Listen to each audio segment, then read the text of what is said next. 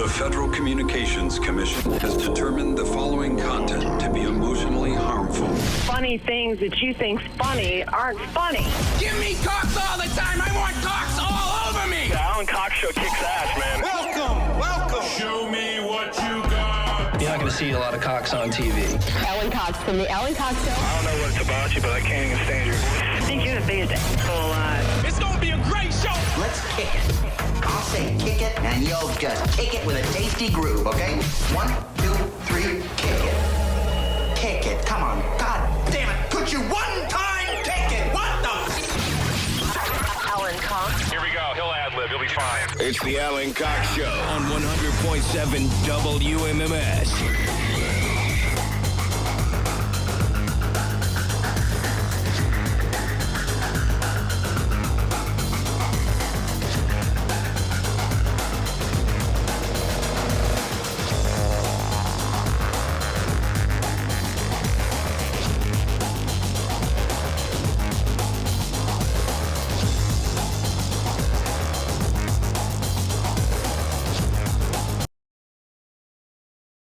Everyone, thanks for listening to and watching this episode of the Alan Cox Show. Don't forget to like, subscribe, and share Cold One with the boys. Hey, there's Mary Santora. Hi guys, no babies. Very exciting. Yes. Poundcake's back behind the glass. Afternoon, white people. It's a Throwback Thursday. Did you post one of your like little high school raccoon mustache pictures or anything like that? I like those. Huh? Yeah, I did not yet. I like those. I know. Cool Cody. Do raccoons have mustaches? I mean, they're covered in hair. Okay. So, like, in the midst of all of it, I guess a mustache has to be... There needs to be an absence of hair. Has to be an absence of hair around it. I mean, not necessarily, because, I mean, I have a mustache, but I also have a beard. And he looks nothing like a raccoon, so... That's correct. That's helpful.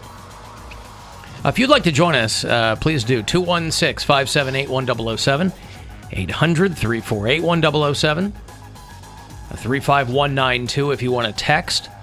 I'll have another trip to Vegas for you a little bit later on. They announced that iHeartRadio Music Festival is coming back live and in person this fall in Las Vegas. And so we're giving away trips to Vegas.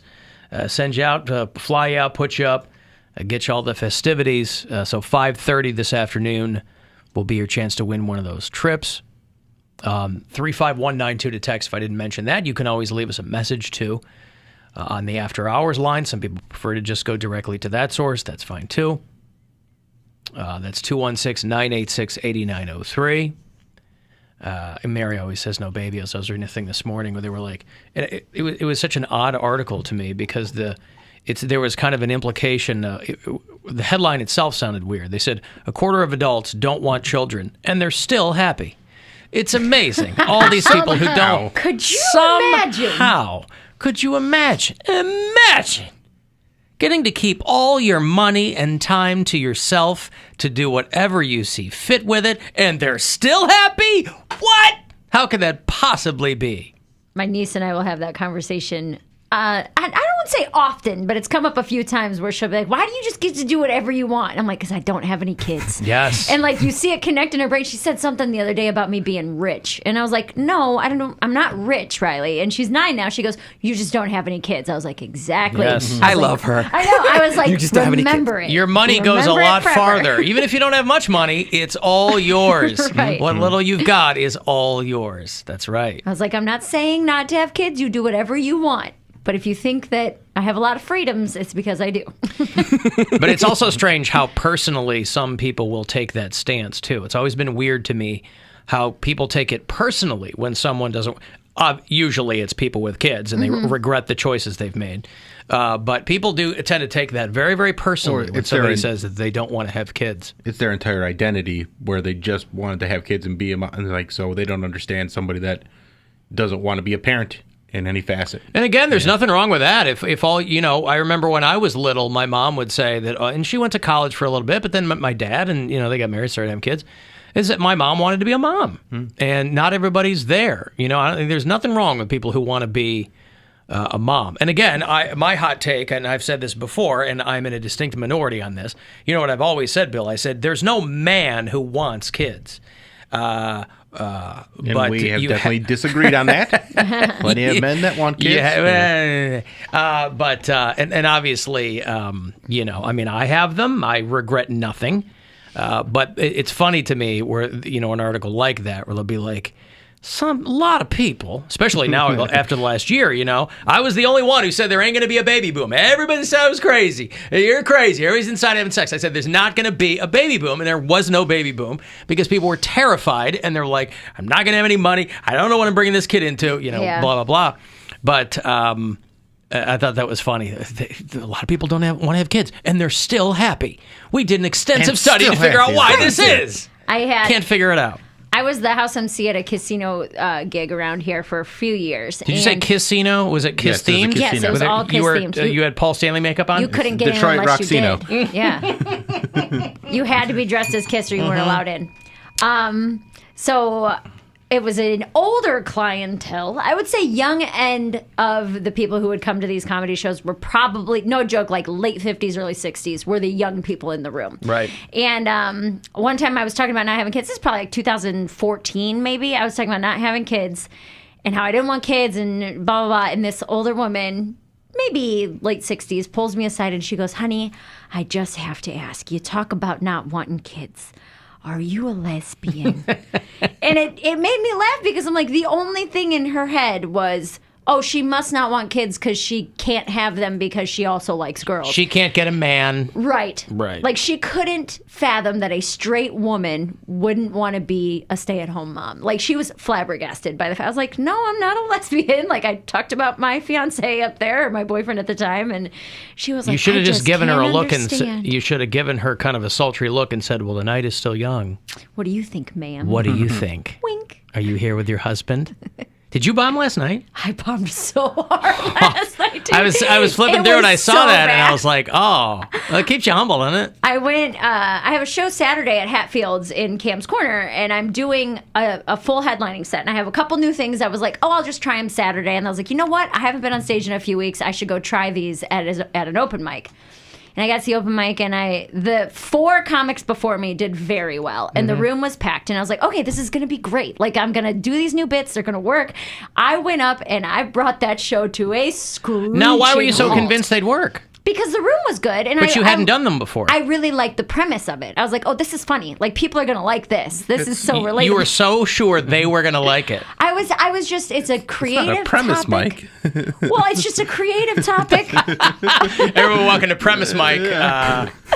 And I went up and they did not like it at all. And then Were you the only female comic? No, there was a couple others. Okay. I was the first female comic. When I had gone up, there were no other women, but at that point, but I went up and I did this bit and I looked around and nobody laughed. Nobody acknowledged it. Did they know who you were? A couple people, and a couple of the other comics did, but 2 people who were comedians, I didn't recognize anybody. 2 people who were comedians asked me if I was a comic while I was signing up.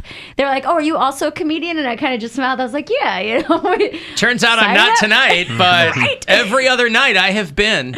So I went up and I did this new joke, and it just silence. And I looked now, around. Now, did that make you nervous, or do you like it? I loved it when I would try something new, and it would just die. I didn't like it. I was confused because I was so sure that this was such a good idea. And then nobody laughed, and I was like, is that not a good premise? Like, I broke the 4th wall. It made you reevaluate everything, Really, guys? Are you sure that raccoons don't have mustaches? Is that not a good setup? It was kind of quiet, and a couple people nodded, and then for whatever reason, What was the tone of the room, though? What was the setup? So the setup, it's about going to Florida with my mom's family and them all being boomers, and how I found myself accidentally in a conversation about gender fluidity with all these 70-year-olds.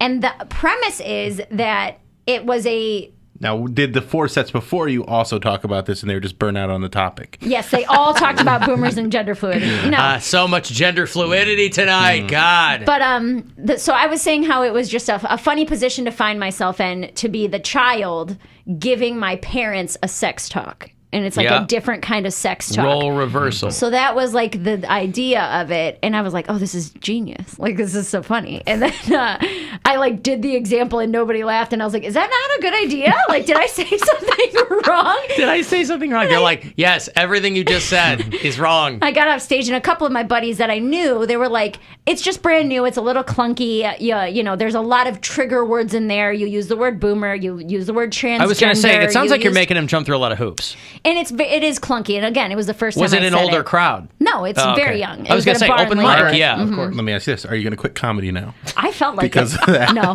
I'm not going to quit comedy. I do Because take. I've never bombed, so I don't know what that feels like. It I mean, sucks. it's Very impossible humbling. for me to bomb. But You know why? It's because Bill's not woke. oh, he would never talk about transgender people on stage. That's what Bill it Squire's is. amazing. One of the funniest guys ever. He's not woke at all. That's when I was like, maybe it's too many trigger words, saying boomer, transgender, and like all these. Maybe Well, they're also- like getting weird about it. And Yeah, then I was like, also the joke wasn't very good. Right, I'm not even gonna lie. Like, it it's was also brand new. it's a difficult topic, and it's one of those ones where like once you figure out how to make it work, it's going to be very satisfying. But it's not something like that's not one of those ready-made jokes where you can go up, deliver it, and it's ready to go into the act. Like you're gonna have to like labor over that one for a while. So what? Everybody's doing 7 minutes, or what are they doing? 5 minutes. Yeah. Mm-hmm. Okay. So at least you didn't have to linger. Well, I tried to felt transition like a half after an hour. that, and for whatever reason, my mind was like dead dad jokes, and then I did like 3 dead dad jokes, and they hated This'll those get 'em even back. more. and then the next 3 comics after me went up and were like, "Man, the energy really got sucked out of this." Oh, you were the room killer. I felt so bad. Mary Santora, the room killer. And that's fine. Everybody has to bomb. I totally Law of get averages. that. But I felt bad for the other comics who also just wanted to go work on new material that wasn't about their dead dad or transgender rights issues. Yeah, but they got to learn to pull a room out of a dive too. Yeah, so I felt really bad, and I was like, man, I gotta call my therapist. This is Well, Mary is apologizing to you if you're listening, and you were there last night. I apologized to the comics who went up after me. I was like, I'm sorry, I sucked I crashed that room into a wall. It 'Cause happens, though. The 4 comics before me did really well, and then I just Did they tanked really it. do really well? They did for that room. They did very well. They had For that a lot room? Of, no, they had a lot of people laughing. Okay. And they were good comics. So I was like, oh, ride the energy. They're gonna love this new bit. They are going to love all of... Awful. It was so bad. Oh, man. Well, what are you going to do, right? Yeah, you got to bomb, man. What are you We'll going to figure it do? out. Come on, life goes on. You're not dead. I am glad that I did it. I got it out of the way for the first time yesterday instead of when people paid to see me on Saturday, because that would make me feel even more guilty. Yes. If people paid money to come see a good comedy show, an open mic is different. And I was like, man, I am And so Typhoid glad. Mary shows up. Oh, you guys have had a depressing year. Let me tell you about all my dead family members. And Yeah, that's here's how I right. feel about trans people's Yep. rights. And even the ones that are alive, I don't like because they don't understand transgender people. Right. Hold my There flat you go. beer. You can use that. Too heavy, too heavy. All right, I got a break. I will have Black Dahlia Murder tickets for you later on, as Jason mentioned for you. Dead and Company hook up for that too. SmackDown is back at the Romo Fijo, and I'll have that trip to Vegas for you around 5:30. 35192. Want to text for anything, and you can listen anywhere on the iHeart.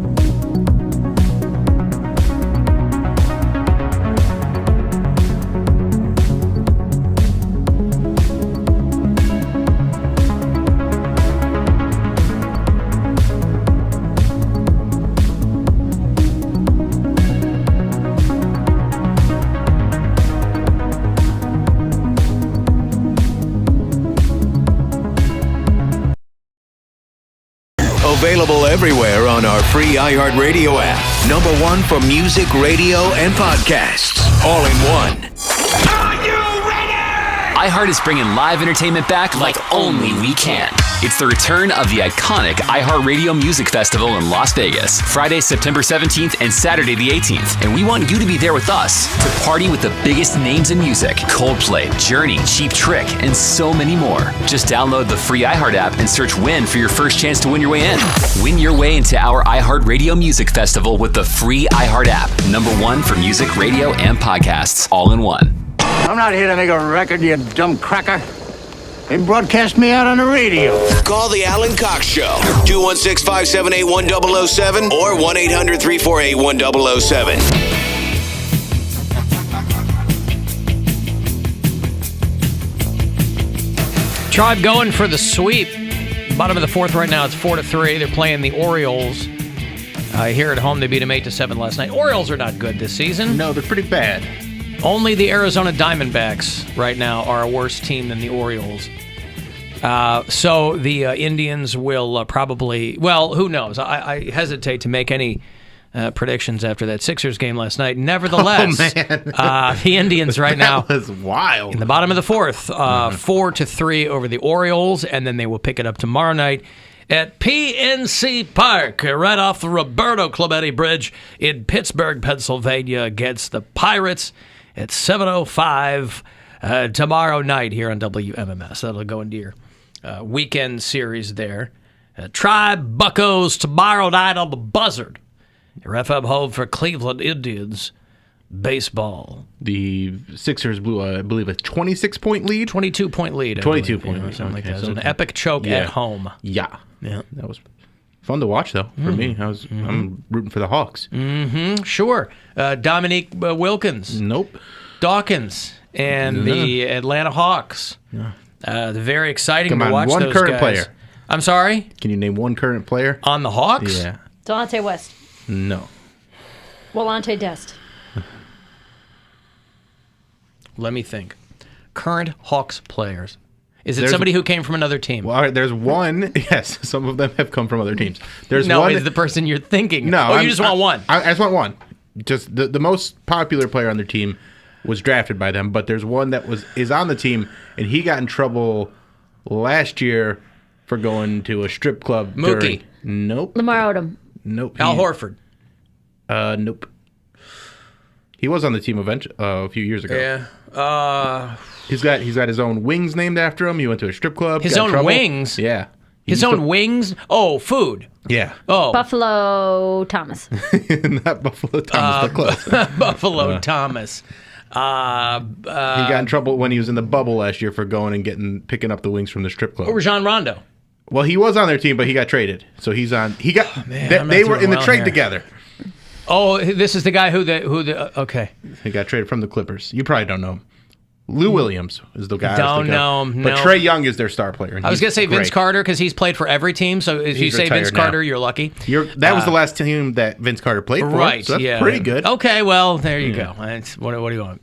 Lou Williams. I've never heard of that, but I always reflexively go to Dominique Wilkins. That's who I associate with the Atlanta Hawks. He is the franchise star. There you go. Of all the people that have played for the Hawks, he is their Michael Jordan. That's right. Poundcake, your thoughts?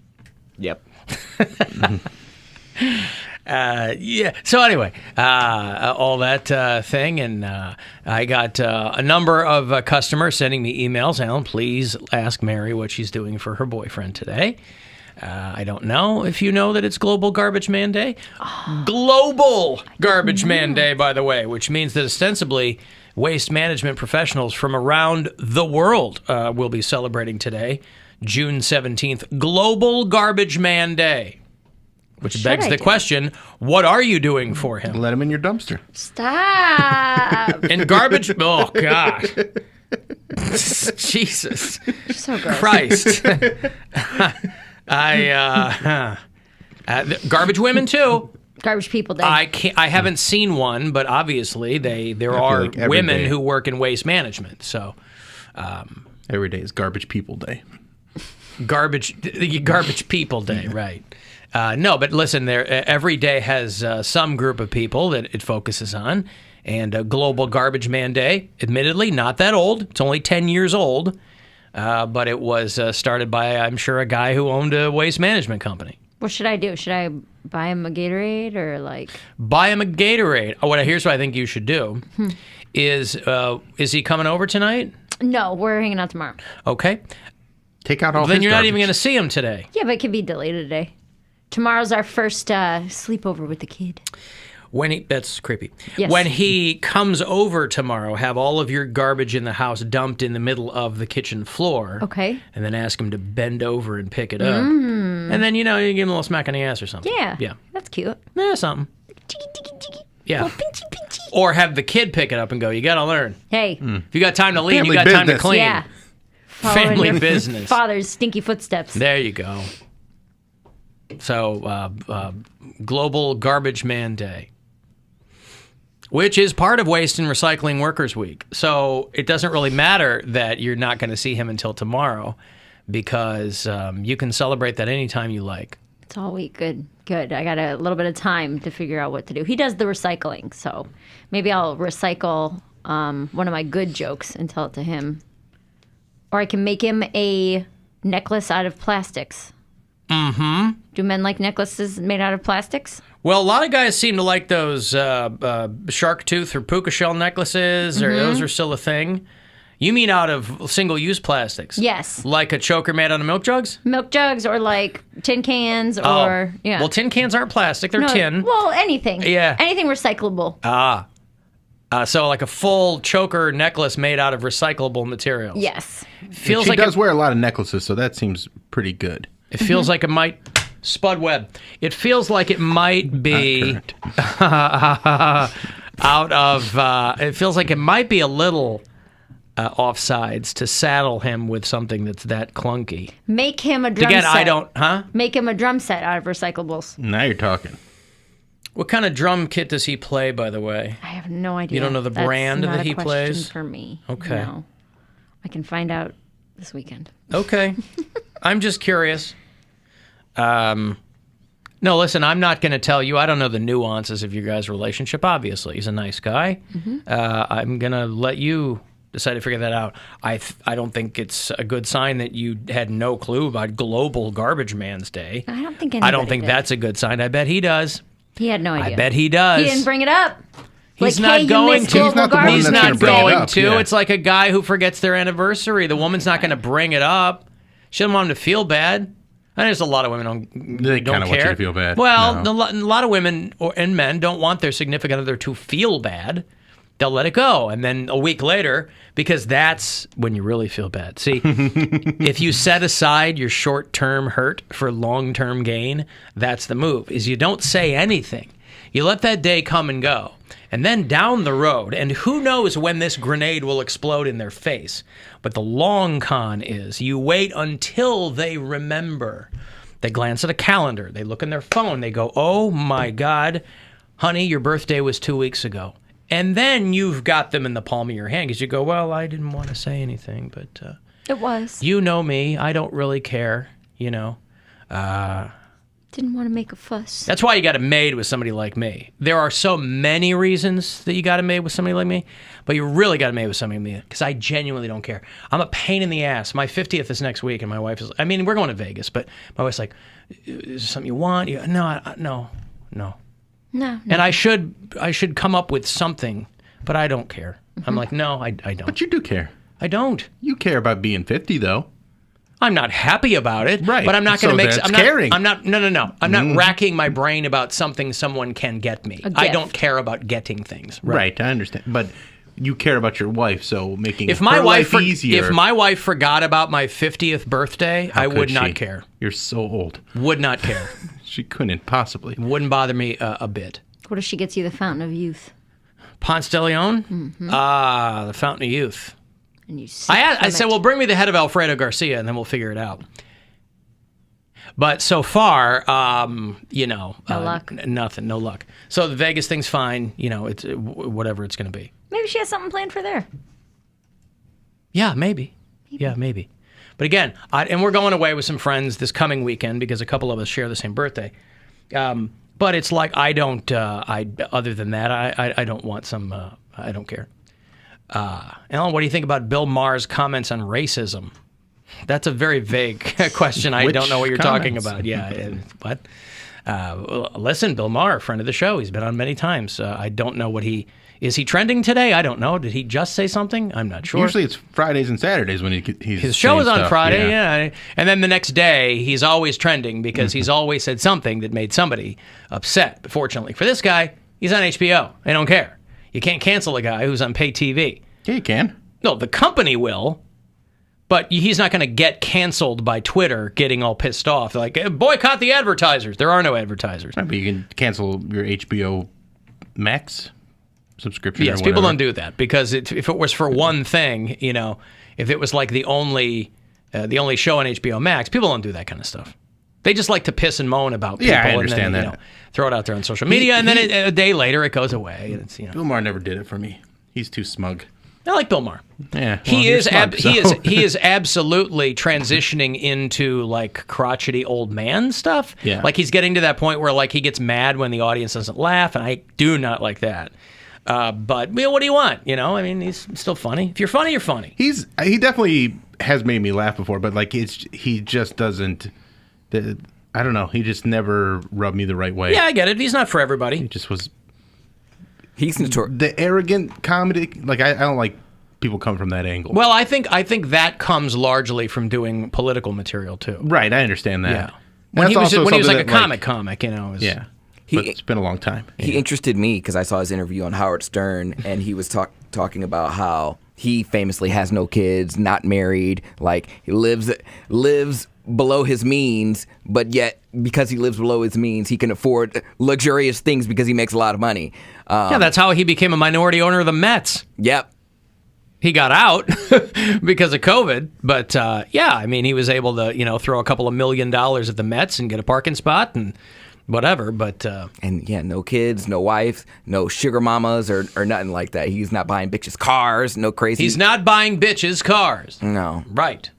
Chris Rock, by the way, he said that he had been offered... Gwen and I have been binging The Sopranos. We're about a season and a half away from the end. And I was watching a thing about how Chris Rock... had turned down a role in The Sopranos a couple of times. And by the time, if you recall The Sopranos, by the time they got to like season 3 and 4, everybody in Hollywood wanted to be in The Sopranos. So you started to see all of these actors doing cameos, or they'd be in a couple episodes as a character. Yeah, and then doing they'd a couple away. arcs and stuff like that. Yeah, and Chris Rock said that they came to him a couple of times and wanted him to do stuff, and that he turned them down.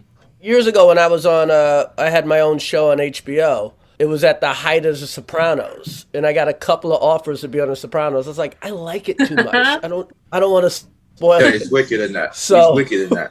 It's like, they want me? Get out of here. I'll tell you what, that's a smart way to go about it. Is he said, I didn't want to do it because I liked the show so much, and I didn't want to ruin anything. I didn't want to ruin the show that I liked. It's true, though. If you just want to be... You just want to consume it? You're like, I just want to watch. I don't really need to be over there. Well, plus he was in a position where, he had his own thing. But if you were somebody who really enjoyed The Sopranos and you were trying to get your career going, you're a lot less likely that you'd be like, man, I really like watching it. I don't need to be on it. Yeah, he has the option to turn stuff down. Like, he's in that position. Yeah. But I wonder... He was then. Yeah, I wonder why he turned it down. Like, if it's a small role, I don't feel like that's going to ruin it for you. Well, here's the problem. My understanding of it is they were, and without telling anybody, he was going to start playing Paulie Walnuts. Oh, and so that would have been great for continuity, because he was going to have those white stripes in his temples, and that was a whole thing. So they were like, we really like the guy who plays him, but we're trying to bring in a different audience, and so if we can get those young Chris Rock fans, it'd be really good for The Sopranos. And so he was like, I don't think I can play Paulie Walnuts. The other offer was for him to be the only male stripper at Bada Bing. I heard that. And they were like, he's like, not for me. I forgot how many strip club scenes in that show at the Bada Bing involve girls at completely opposite ends of the stripper spectrum. Right. You had some girls that they had clearly just gone through like a Penthouse catalog and said, or real strippers or whatever, you know. Who was ever actually working at the club that day? Like, hey, want to be on the show? Yeah, fake bolt-ons and what man. you would expect it for a television show with strip club scenes in it. And then other girls that were up there, they were like just kind of, you know, dancing like they got stomach cramps. Yeah. You know, yeah. Well, it was, you could always tell, like, the girl that was going to end up having lines because she looked very different than every other scene. She looked like a regular girl. Well, she looked like a hot regular girl. Like, she wouldn't have, like, the hard bolt-ons, and she wouldn't be, like, kind of dazed looking. She was usually the hottest one up there. Yeah. The one that Ralph Cifaretto kills. You're like, a couple episodes prior, she starts talking to people, and you're like, oh, something's going to happen with this girl. She's not just up there dancing or walking over and handing somebody a martini. And just interacting with Tony a little too much to get comfortable with her being on the show. Yeah, right. She's not going to be like just a recurring character. It's like, oh, she's worked there for 7 years now, and she never suspected a thing. So when you watched it last year or whenever it was that the first time you had watched The Sopranos? Yeah, I had never watched it before, and me and my ex-girlfriend watched it all the way through. We started in 2020 and finished it in like early 2021, and I started off kind of like, it was okay, but by the end of season 1 into season 2, it really picked up, just because the production value picked up, because they didn't really know what they had in season 1. So you were seeing, like, you know, there wasn't really a show like that. No, right, and it was kind of shot like a student film. Yeah, that first season. And they were trying to do, they were just doing some stuff that was a little, I don't know. You could tell it was budget constraints were making them shoot things a certain way, and then by the time it got to like season 2 and 3, they had all the money they needed. Well, what's funny too is because I'd seen it first run, but Gwen had never seen it, and so I said we should watch Sopranos. So we've obviously been binging it.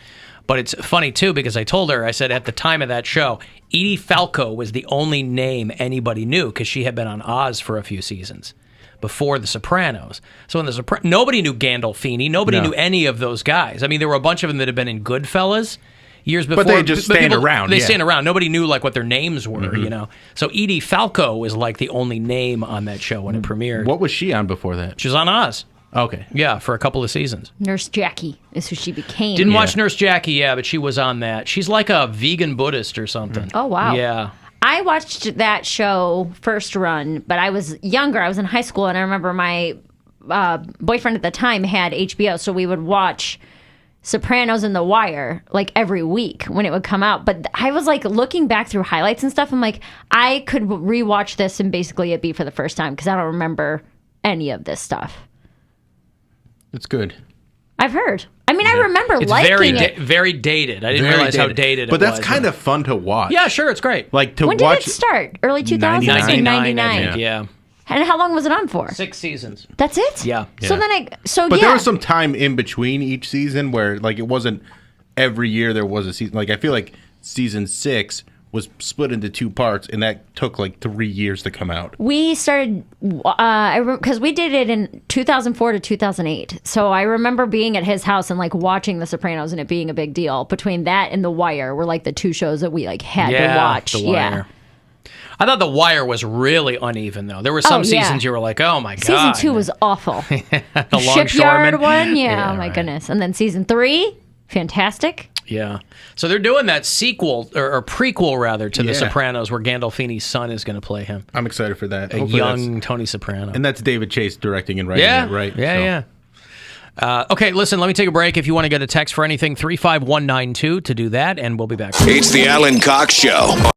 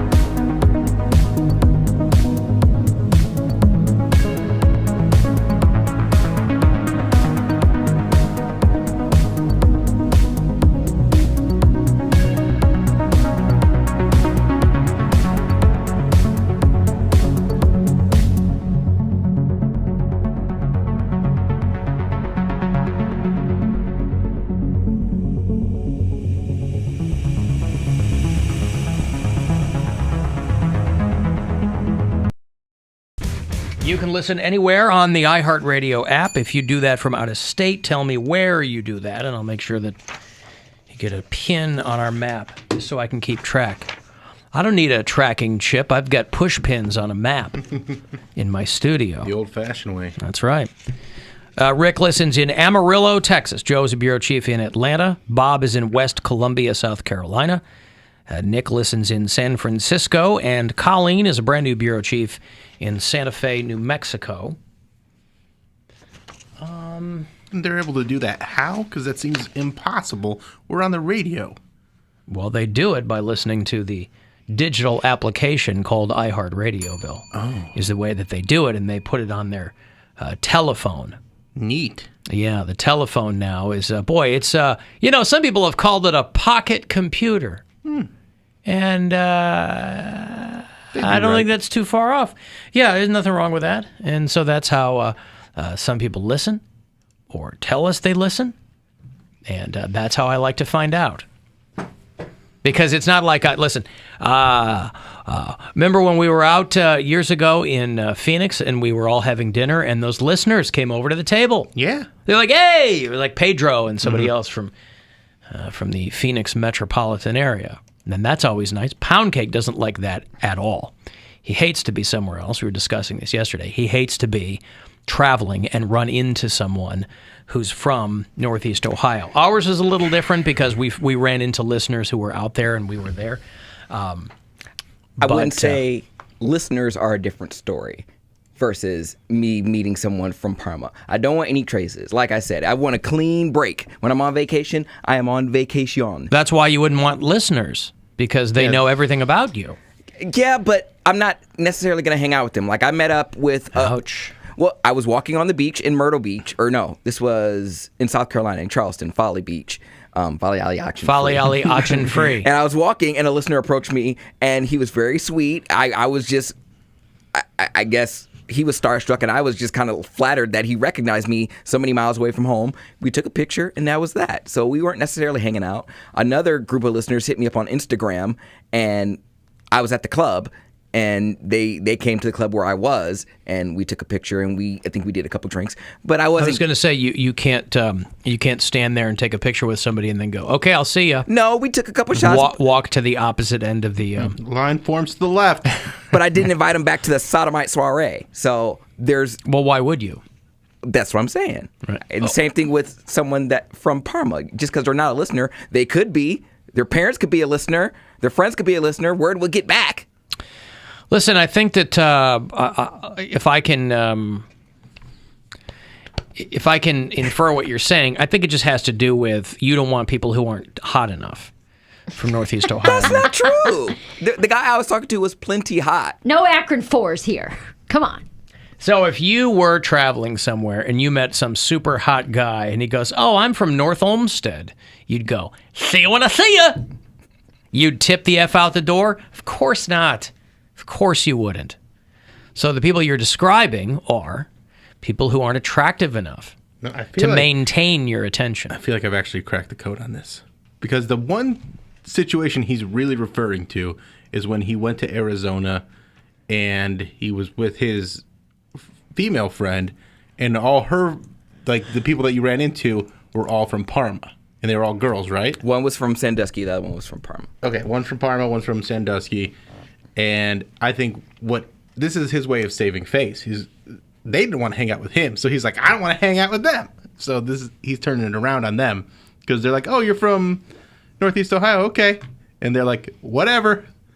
And no, but I would think, that every other situation, whether it's the guy that followed him to Jamaica or the guy that the customers, I would think if you don't want any traces, I would think you'd appreciate it if they didn't want to hang out. First of all, I don't know why you just wouldn't want to have fun with anybody you met who was having a good time. I don't know why you wouldn't, no matter where somebody's from, why not piggyback on somebody else's good time? There's conditions to my friendship. Granted, I'm Captain Fun, so this is how I think. How can I make sure that everyone has a good time? What? It's Captain Fun, like, you know. He did quotes with his fingers. Quotation mark. Well, listen, however you want to denote it, I like to put the fun in quotation marks. The whole thing's in quotation marks. Oh, I see. Just put the N in fun in quotation marks. That's just Captain F.U. Exactly. There you go. Right. Someone tweeted a picture of mustard at me from the F.U. mustard. From the Tribe game last night. I just retweeted it with a little middle finger, so he gets it. Yeah, mustard. He knows. Yeah. He knows what he did. Did you get your whole infestation situation figured out, by the way? No, so there's I've had issues with flying ants in my guest room, so I haven't been able to use my guest room for basically 2 weeks, and I had to move my friggin' cat. Well, rather, the flying ants are currently your guests. Well, yeah, I guess that's true. That's one way to look at it. Yep. But the Orkin man is supposed to come tomorrow between 10 and 12 and take care of it, and I am just so annoyed. You know what the wings on ants denote, don't you? That they can fly. It means that they're sexually mature. That's when an ant is maturing and looking to get busy. That's why I got the cat out of that room. That's why they're all collecting in your guest room, because that's where the magic happens, they heard. Well, the Orkin guy said that it was because which actually makes sense with what you're saying, when they get to a certain point in their development, they leave the hive or the nest or whatever and go look for a new nest and a new queen. I don't know. I'm confusing it with bees probably, but he explained the whole thing to me that they do leave and go look for a new place to live, and that's why they were coming out.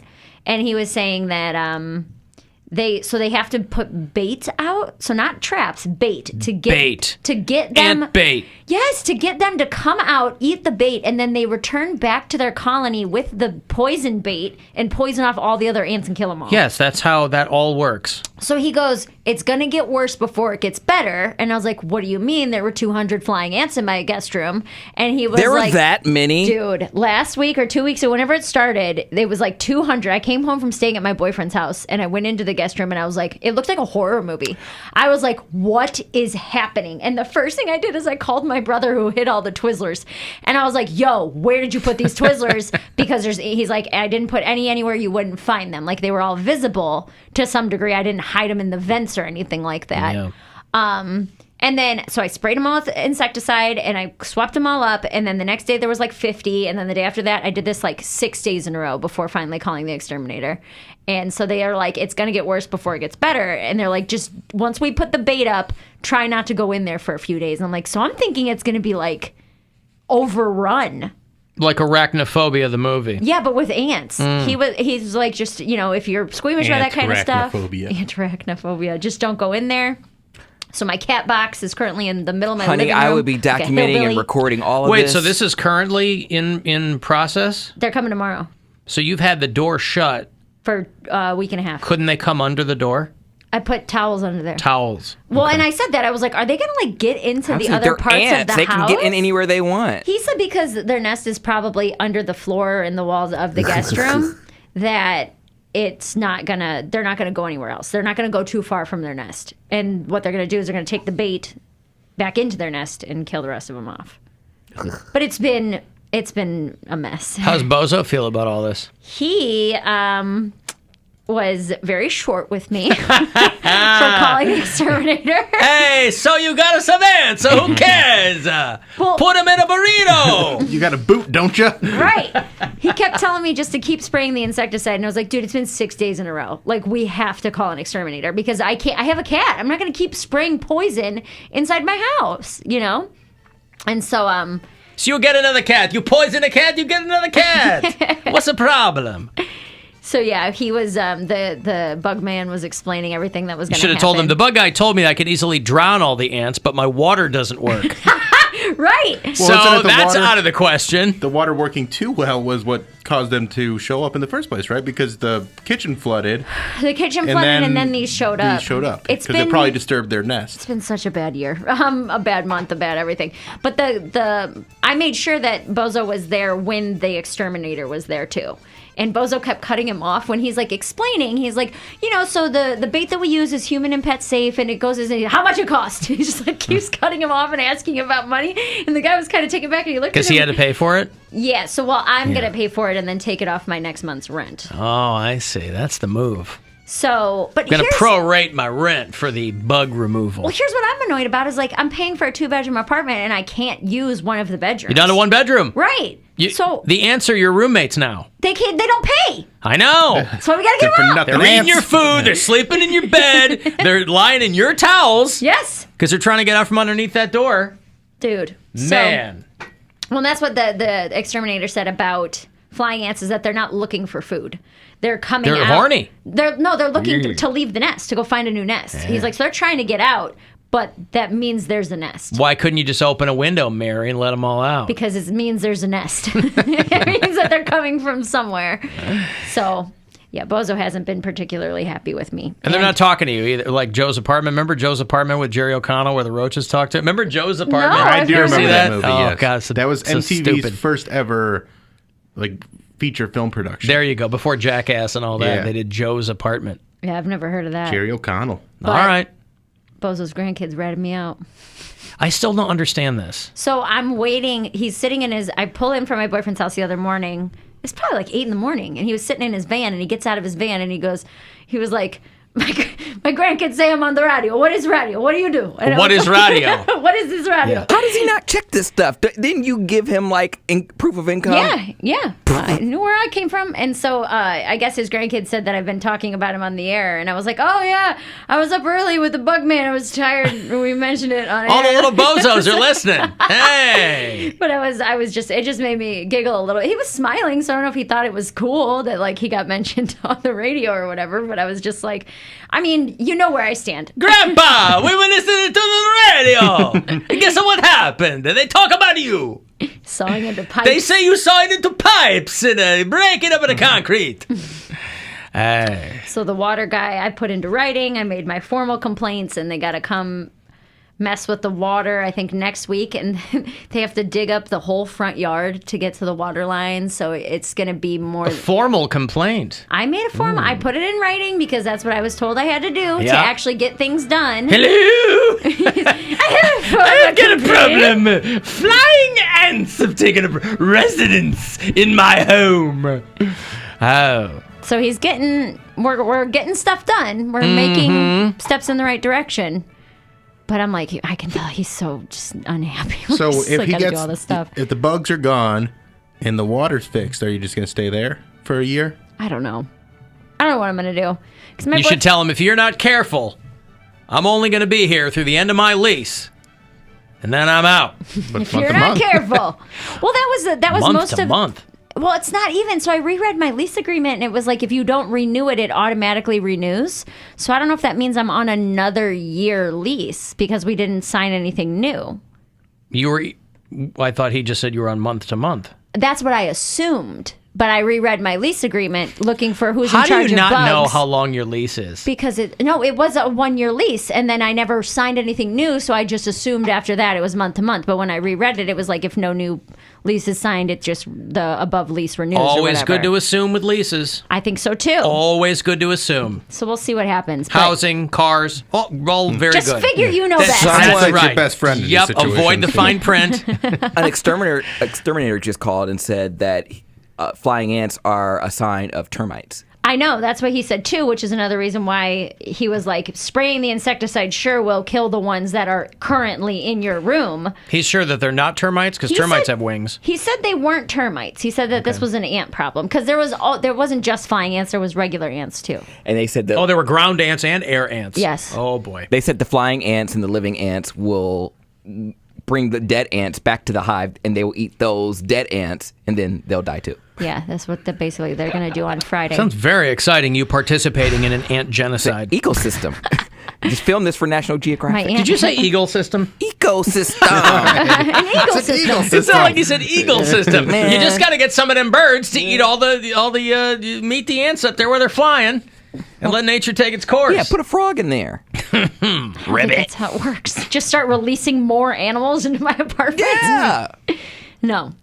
So It's like the lady that swallowed a fly. yeah, I don't know why she's swallowed a fly. Mighty Mary Young. So that's where we're at. So it's getting figured out. It's getting figured out. My boyfriend and I were talking more seriously about moving in together and like what the plan is for that, and how like he's got a kid, so it's more important that we develop the relationship between the three of us before becoming a stepmom 4 days a week, essentially, or 3 days a week, you know? Yep.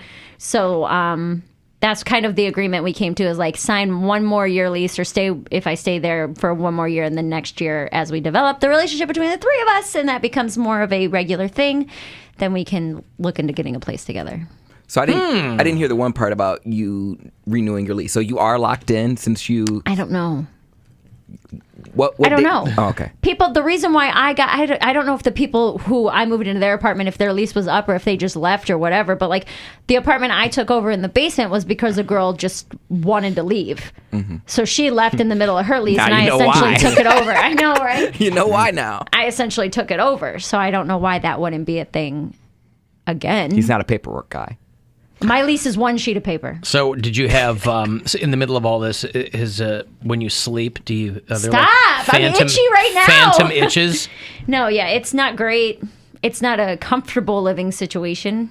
But what are you going to do, man? Didn't have ants when you were in the basement, did you? No, I had spiders and bed bugs. Yeah, but spiders, I mean, what are they going to do? Right. They're just going to wrap you in a web. Stop. Like in Australia. See those photos of Australia? Oh, man, that's it's like, terrifying. It's countries like blanketed in spider webs. Dude, so gross. Mm-hmm. Mm-hmm. Ants are smaller, though. I feel like you can have an ant on you and not know. What are you, an entomologist? They am. are smaller. They are, Look right? At you. She gets 1 guest room full of ants. Next thing you know, she's the expert. Right? Yeah.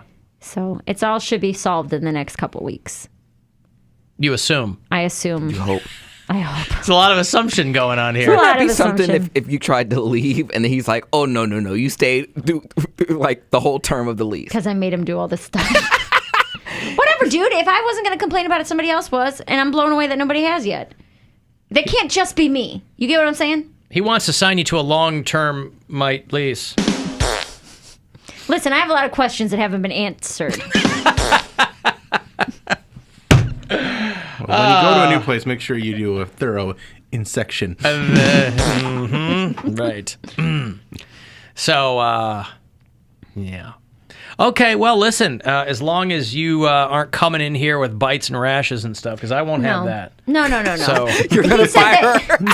Yeah, you're fired until your ant problem is fixed. No, the exterminator said they're not looking for food. These ants aren't out searching for human flesh, or they don't live human on cats. flesh.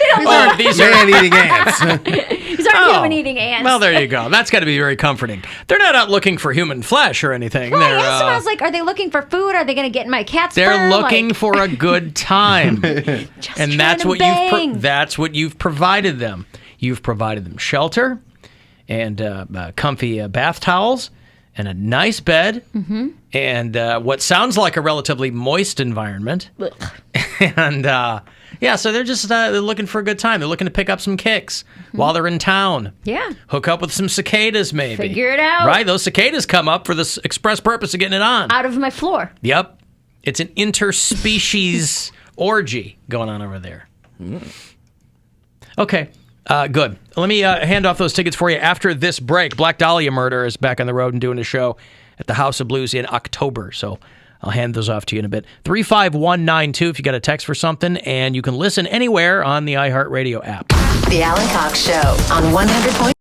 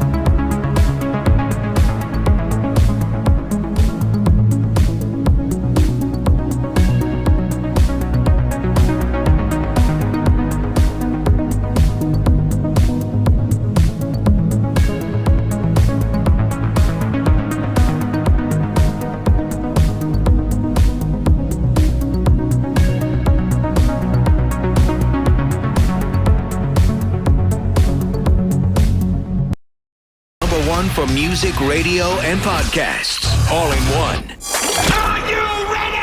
iHeart is bringing live entertainment back like only we can. It's the return of the iconic iHeartRadio Music Festival in Las Vegas, Friday, September 17th and Saturday the 18th. And we want you to be there with us to party with the biggest names in music: Coldplay, Journey, Cheap Trick, and so many more. Just download the free iHeart app and search WIN for your first chance to win your way in.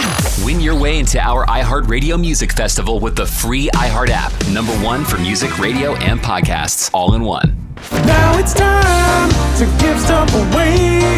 Give stuff away. All right, get you a couple of tickets to see the Black Dahlia Murder, who are on the road and going to hit the House of Blues downtown on October the 3rd. You can go to livenation.com if you want any other info or tickets if you strike out here. But see that you don't. Caller 10, these are yours. 2 for Black Dahlia Murder from Detroit, Michigan. 216-578-1007 to get them, or 800-348-1007. Are you trying to make us all uncomfortable? Alan Cox. It's gross, it's weird, it's not right, it's not cool. And there's plenty more where that came from. Back to the Alan Cox Show on 100.7 WMMS.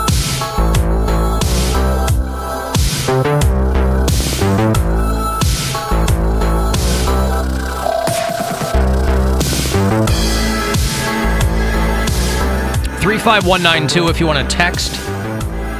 AlanCoxShow.com. You can watch live there if you're inclined. And the iHeartRadio app, listen there. If you go to AlanCoxShow.com, thank you to who's helping out today. Thank you to Hamilton Dortch. Always appreciative of whoever's working back in the video department. We've also got a piece of yesterday's show there. Wilhelmina stuck in a picnic table. So is at funny. AlanCoxShow.com there as well. Indians are going for the sweep. This is the last of that 4-game series against the Orioles here at home. 7-3 in the bottom of the 6th. And then tomorrow they will start up in Pittsburgh at PNC Park against the Bucks. 7:05 is your first pitch here on WMMS. Tomorrow, Saturday, and Sunday. Tomorrow's Friday already. Friday already. Friday. Man, Friday. Mentioned that the Sixers choked hard last night at home. They blew a huge lead at halftime. And it's not easy, by the way, to be. You were right, Bill. They blew a 26-point lead. I thought so. Game 5. I think they were up by 22 at the half or something. And Game 5, they're playing the Atlanta Hawks. And it is not easy to run the social media accounts for sports teams because part of sports is trash talking, but it's also when you're doing it in real time, anything can change in real time too, but those tweets are going to remain. Yeah. And so the person who's running the 76ers Twitter account has really got their work cut out for them because they're talking trash. Yeah, up 26, you're feeling good about the situation. You're feeling great. And then things start to change. And it doesn't really change until, like, late in the fourth quarter. It gets a little, you're like, uh-oh, this isn't good. Yeah, they had a 26-point lead, and they pissed it away in the second half of the game for whatever reason.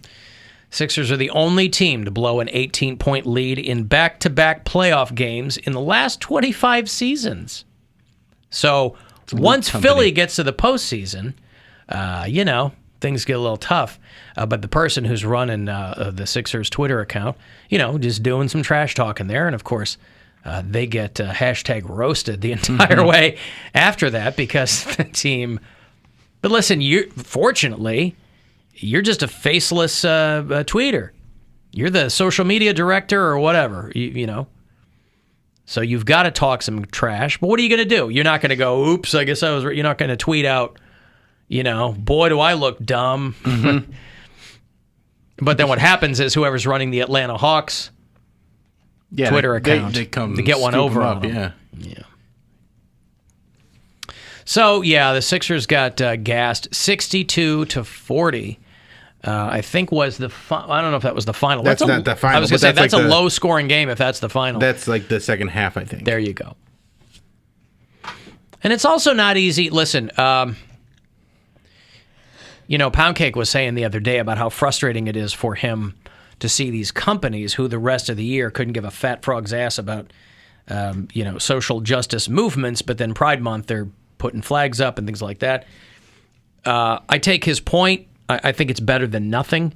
But it can also get you into some really strange situations when you're trying, depending on what your organization is, where you're trying to commemorate something. The San Jose Sharks. Do you see what they did for Juneteenth? I did not. Yeah, the San Jose Sharks. It didn't come across great. The National Hockey League. Well, they had a weird... Again, these sports organizations, they're like, well, we should do something. And they tweeted this last year, and I guess nobody really paid that close attention, because last year, not that many people were talking about Juneteenth. But this year, they posted the same picture. And everybody it's a goofy picture. It's a graphic of the shark from the San Jose Sharks logo. It says Juneteenth in like African flag colors. Mm-hmm. Juneteenth, celebrate freedom. And the shark from the San Jose Sharks logo is biting the chains that hold shackled wrists together. And that was their Juneteenth post. And people thought that was pretty wild. Remember when sharks broke the shackles of slaves? That's, if you're a student of history, you'll recall that. Sharknado. So it's not like I don't know that people were complaining, people were laughing. And again, I don't know if that's the reaction you're trying to evoke either. Again, it's not easy when you've got to do social media for a sports team, because you got to walk a lot of lines. And, again, the NHL's pretty white. But they're out there. They're trying to get people to pay attention to, whatever's happening in the moment. You can't blame them for doing that. They are not invited to the cookout. Not invited to the cookout, as they say. Joe in Philly. What's going on? Joe in Philly. Did you watch that 76ers game? I don't know what you're talking about. Gee, I thought if anybody knew what I was talking about, Joe, it would be you there in Philadelphia. Nope. If you did see a big win by the Phillies last night over the Dodgers, so that's regular season baseball. There that's you go. It's a lot of baseball. It's not really a big win. That's just a win, and I guess it's okay. But a lot of ball left to be played. All eyes were on the Sixers last night, Joe. Don't know what you're talking about. We're really worried about Bryce Harper. He's got a lot of nagging injuries. It's tough. This time of year, it's still just kind of like. It's a long season for the Phillies, so it'll be... Do you think Bryce Harper could make more free throws than Ben Simmons? I don't know who Ben Simmons is. Bryce does have a brace on his wrist, so I guess. Probably. Just my assumption. Tobias Harris, I think, had 4 points. Tobias Fuke, love the character. He's a never knew. That's why he only had 4 points. Yep, big fan of the Blue Man Group. Mm-hmm. He blew himself. He's the very first analysis and therapist. Anal rapist. For sure. It's an analrapist, Joe. I thought we were talking about the Sixers being... No, we weren't. No. Okay, listen. I'll let you lick your wounds, Joe. Okay. Yeah, be safe, guys. All right, congratulations. There's Joe in Philadelphia who. Well, the good thing is those fans in Phillies, or the fans in Philly are they're the best kinds of fans where they don't think things too hard and they don't take it on the players or anything like that. They're just like, it's a game. We're just here to have some fun. It's not whether you win or lose. Mm-hmm. The important thing is if you're having a good time. Right. I can't tell you how many times I've heard from bureau chiefs in Philadelphia who are, of course, diehard Philly sports fans. And boy, they just, the flowery language with which they'll write me these letters, and usually accompanied by some kind of baked goods or something. They're just really just all about the camaraderie of sports. Yep. Not so much the X's and O's or the wins and losses. It's all about the experience of the game itself. And they don't mind patting the other guy on the back when they show up and, win a game. I've seen them pat people on the back with full beer cans and D-cell batteries, and they do most recently popcorn, which, compared to the other ones, not so bad. No, popcorn's the way to go. Would you rather take popcorn to the head or a D battery to the Definitely noggin? popcorn. Popcorn. Popcorn bag full of D batteries. I can't eat a D battery. That's where you're wrong. Easily. Alan Cox Show After Hours line. If you want to leave a message there, you can. It's 216-986-8903. Alan, please stop playing the clip of Cody eating on his podcast. You've been over this. It's bad form. It's bad broadcasting. There's nothing good about that clip. And you keep forcing us to listen to it over and over and over. I'm tired of hearing the bad radio. I don't want to hear him eat. Stop playing it, please. I think a lot of us will be much happier. That's it. Goodbye. Right. Hold on. I had to finish my gummy worm. I didn't realize I was forcing anybody to do anything. I certainly don't want to force anybody to listen to anything. How many edits have you made on that one little clip? Because that one was really quick. You had some where it's just like... This is the one I've been playing for a while. I made one edit. Okay. Maybe it just seems a lot longer in my head. Well, yeah, because it's very food-centric with you. The new Poundcake podcast dropped today, by the way, if you go to alancoxshow.com. It's called Invited to the Cookout. Who here is invited to the cookout? Okay. I invited all three of you. But I said I'll invite Alan, but I know he won't come, so I'll put a plate and wrap it in styrofoam or wrap it in styrofoam. foil. I'll wrap it in foil, put it in the fridge for him because I know he's not going to want me to drop it off at his house either. So when you bring it to work, he's just going to throw it in the garbage. Yeah, you can give my plate to someone else. Thank you, though. They need it more than I do. Damn, you don't even want to play. What did I do to you? He can buy his own Walmart He didn't do anything. chicken. Why do you think it's a personal thing? Why is It is, 'cause it's an honor. Why does it have to do something with you? It's an honor to be invited to the cookout. People usually jump for joy. They try to come to you white people try to come to our funerals, to our church services, to our cookouts. Like, trust and believe. I'm not trying to go to anybody's funeral. You mean a homegoing ceremony? A homegoing celebration. I'm not trying to go to anybody's funeral. By the way, somebody did point out, given Mary's bug situation, that you lost an uncle but gained some aunts. Aww. And, I think that might be the best way to look at the whole thing is glass half full of bugs. And if there's anything I've learned about our listeners, they are glass half full. So that's wonderful. I'm glad you guys could show me the bright side. Always optimists. Always.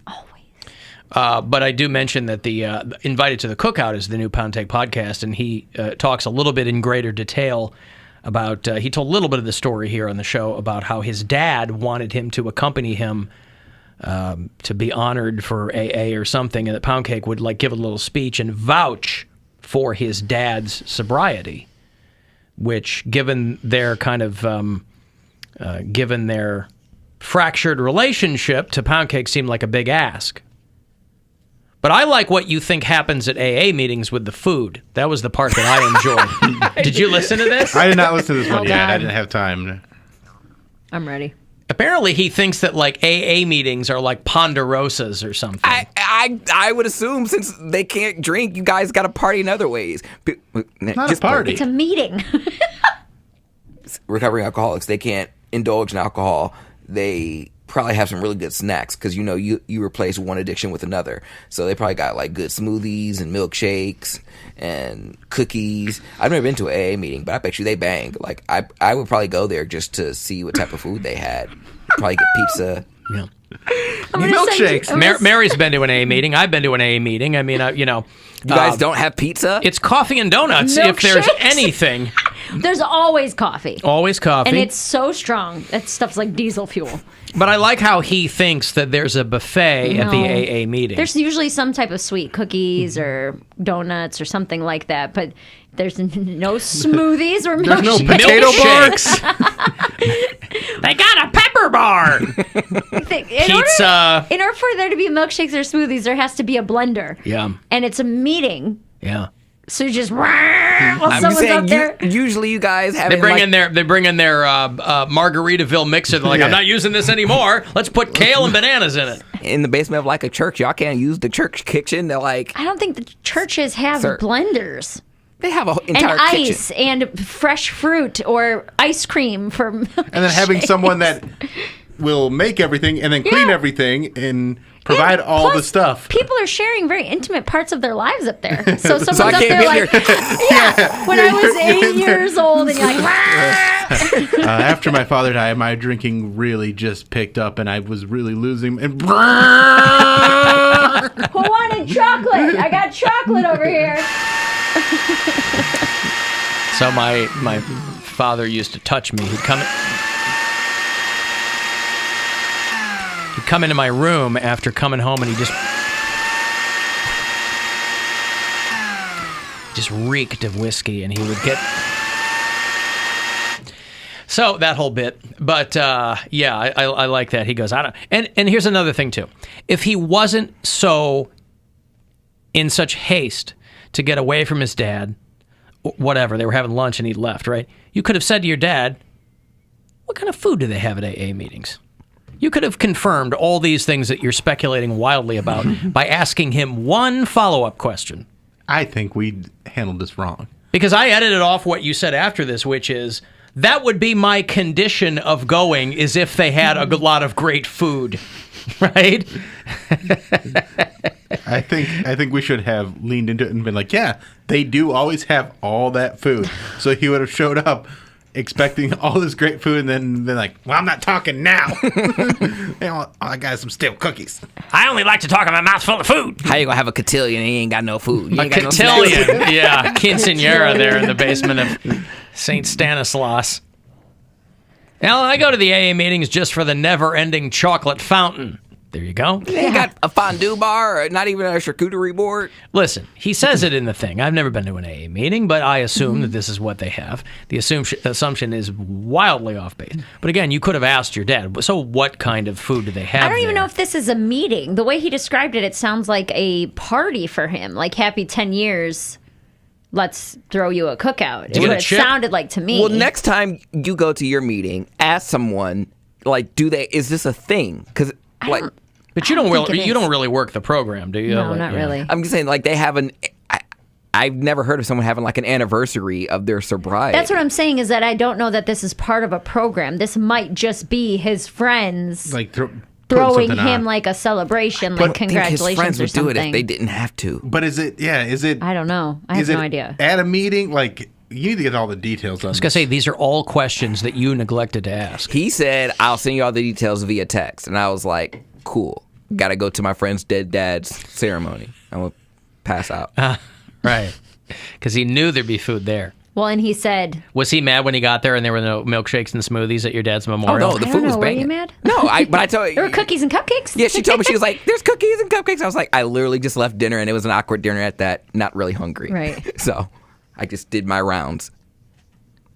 Well, something to consider as you listen, if you're a regular listener to the Poundcake podcast, something to consider when you listen to that portion of it, that his primary concern for doing this little vouch speech for his dad. I would like you to do it just so you could record it. I know. And we could air it here on the show. I know. That's what everyone was thinking. And that's what I was thinking too. As my dad said, it would be great content for your show. Well, that remains to be seen. That's up to you. Mm-hmm. I just want to hear all the coughs and sneezes as I'm talking. So, yeah. And then I... yeah. You're a professional broadcaster, That's the Poundcake. best You're he telling could me come up with. that you can't... first of all, you would probably... Are you okay, sir? Are you all right?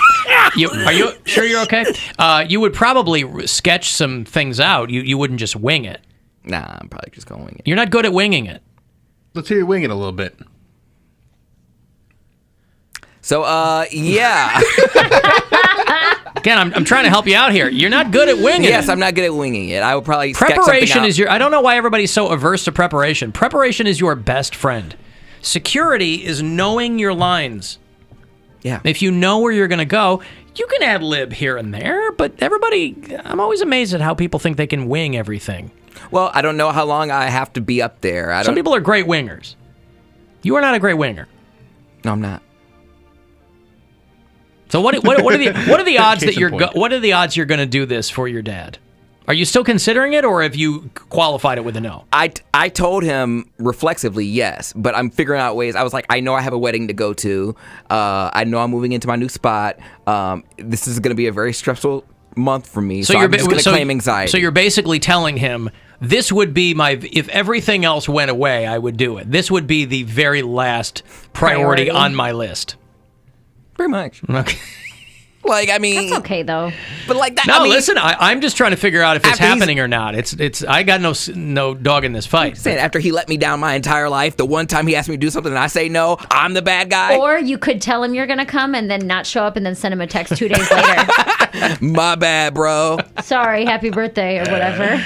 Send him a card with $5 in the mail. All right. I don't know. Nobody's calling you a bad guy. I was just asking if you were going to But do like it. him asking me makes me feel like I have to do it. Because he hasn't asked, because he hasn't been around, but because he hasn't asked much of me. The one time he asked for something, like, he didn't ask my brother for a reason, because my brother would say hell no and laugh in his face. Oh, thank you. My mom would be like, no. He's not going to ask your mom. Well, I mean, my Okay. mom has done a lot of things for him. Took care of his, like, elderly mom before she passed away. But me, I feel like he's trying to still bridge that relationship. Well, sure. And if You're the most likely candidate. Yeah, and I feel like he gets the gay card after, like, oh, I'm not mad about you being gay. You did this for me. After he told me that he was disappointed. There's a lot of things going on there. Here's what you tell him. I just want to be a blob and watch TV. Just tell him that. Thanks to you, Dad. So, not a bad guy. Okay. Anyway, the Poundcake podcast is up there for you at AlanCoxShow.com. If you want to text here in the break, 35192, and we'll be back. The Alan Cox Show.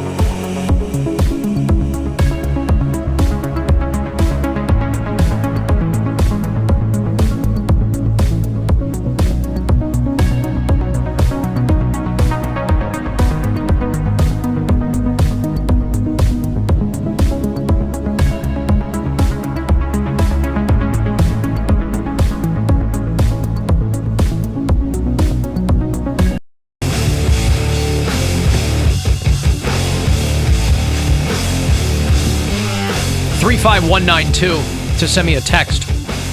AlanCoxShow.com for all the other stuff. You get the latest episode of The Bill Squire Show, the new Poundcake podcast, dropped this morning as well.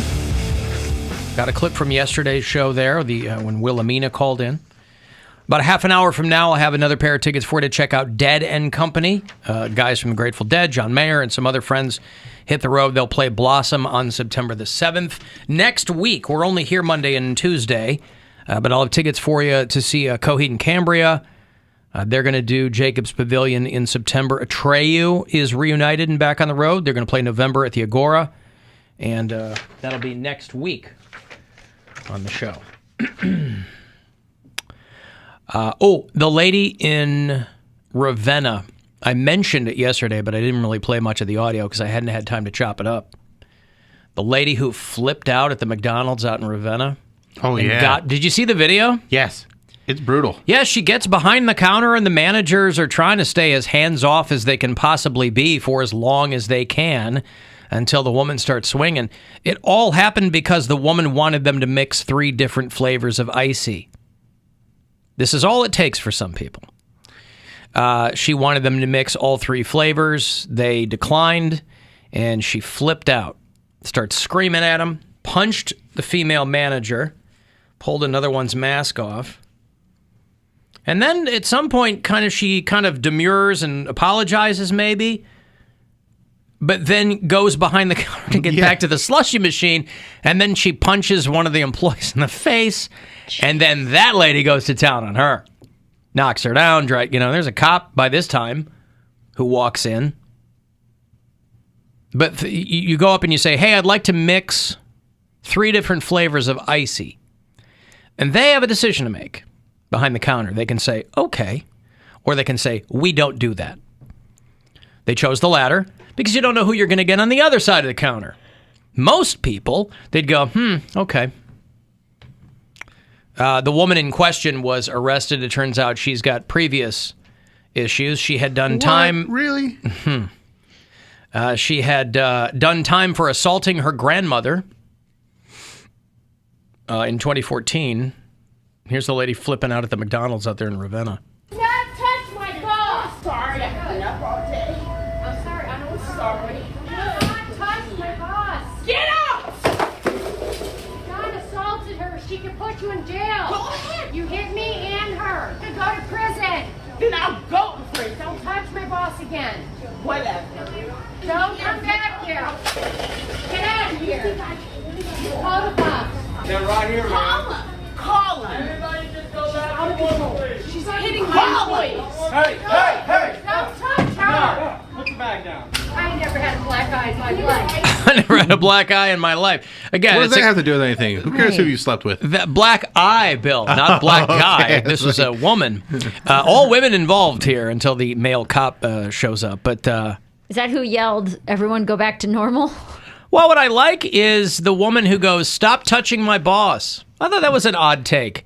Like, rather than getting in the middle there. And again, I feel like things have gotten so tenuous now that employees don't know what to do. Like, normally, if that's what I'm saying. If the policy was, hey, if somebody touches you, you can go to town on them. I don't know that that's the policy. I don't think that's the policy. It should be. I mean, it's assault. It's probably something that you can use as a defense because you are defending yourself. But I don't think the policy is like, hey, once they touch you, you're good to go. But I mean, just a policy for life. Yeah. If someone assaults you, whether you're at work or not, you should be able to defend yourself. But I think you're right. It's probably not stated written policy, but at a lot of these places, what you end up with is kind of what happened here, where for longer than you might expect, the women behind the counter were just standing there, going like, hey, get out of here. Hey, don't touch us. Hey, you could go to prison. Like, they don't know this woman's backstory, that she had been to prison. Right, send me back. For assaulting her grandmother, throwing her to the ground, repeatedly hitting her with hands and fists. And then when her grandmother was on the ground after the initial attack, the woman grabbed a glass lamp, stood over her, and threw the lamp onto her body. Christ! Yeah, so she's... now, in her defense, Grandma declined to mix 3 different flavors of slushie for her. So I don't know if this is a pattern. I don't know if that's coincidental. Grandma left her a blender at the AA meeting, and she couldn't use it. You know how I like my kale and blueberries when I come home. But you know what I really take away from all this? What's that? I didn't know McDonald's had slushies. I didn't either. They're smoothies. This is no slushy. This is like a icy. slushy. Summertime they do that, I think. Yeah, like they're I don't competing with Big Gulps and stuff. I was gonna say a McDonald's smoothie. This is the weirdest accidental viral marketing I've ever seen. Is there like, oh, I didn't know y'all had slushies. Yeah, we do. We've got red, blue, and Coke. Now we must tell you, we cannot mix them. But you got to watch this. What I played for you, that's just a cacophony I'm gonna there. tweet it out because it is. It's pretty wild. Just wild. I'm gonna look it up because and it went national. It's on my Twitter now. Okay. Right in our backyard. At Bill Squire, if you want to see that. I love when Northeast Ohio makes national news because it's always for positive stuff. It's always for good stuff. Guy who got hit with the twisted tea. Yes. The slushy lady. Slushy lady. They're all. Ohio must rank very high in beverage-related assaults. Probably. What was it? Nickel beer night? When were they throwing all the beer bottles on the 10-cent beer night? 10 That was cent June beer 4th, night. 1973, I want to say. Something like that? I think it was 76. 76? Okay. Yeah. But Whatever we it just was. passed the anniversary. We did, yeah. Beer bottles. They changed a whole rule across stadiums across the country because of us. Yep. Bottlegate, yeah. We are pretty beverage related. Right. Bottlegate. There you go. Ooh, this girl's glammed out too. She got her sunglasses on, her gold bag. She chilling. June 4th, 1974. 74. At Municipal Stadium was 10-cent beer night. First time they did it. I think they did it again. They hadn't They learned did their do lesson. it. They did it again. Well, they did it again, but second time it went off without a hitch. Like it wasn't a problem. It was just the first time Because it was a everyone problem. learned their lesson. Yeah. How do you even pitch that? Where you're like, guys, remember? Okay, hear me out. That's why 10 those cent things beer are. night. That's why those things are illegal now in states. You can't sell beer for 10 cents a glass. Because people don't know how to act. People don't know how to act when beer is regular price or overpriced. Right. $12 a bottle. Okay, give me 5. The Indians have to be careful when they do like the $2 pregame Miller Lights. Yeah. They'll do that from time to time, like $2 pregame domestics, and they'll be like, "But you can only have like 4." People get buzzed up before the first pitch. Slow down. So this woman out there, whose name is Charisse Cleveland. Hey. So even if Cleveland isn't mentioned in the story, her name ends up being Cleveland. This is at the McDonald's in Ravenna on Main Street. She looks like she got a shark fin. I'm sorry? She looks like she has a shark fin on the top of her head. Because of the way her hair is? A shark fin. Oh. Like if she's swimming, her head could just stick up and they'd be like, hey. Well, it becomes a handle for the McDonald's worker because Oh, she just yeah, she grabs pulls her a hold tracks of it out. and just goes to town and starts the ground and pound. Yeah.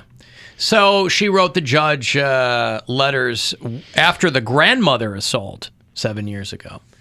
She wrote the judge letters asking for leniency. She said, I'm not evil or bad. When I assaulted my grandmother, I thought I was fighting the devil. It's always the devil. Everybody goes back to the devil. Because he's evil. This Duh. fight Right. I'm only 2 minutes in. There's so much left. Yeah, no, it's it picks fun. up, There's a lot there. Because she'll like she starts off like behind the counter, and then she goes and acts like she's just gonna get ice from the. Oh, okay, here we go. Yeah, now you got it.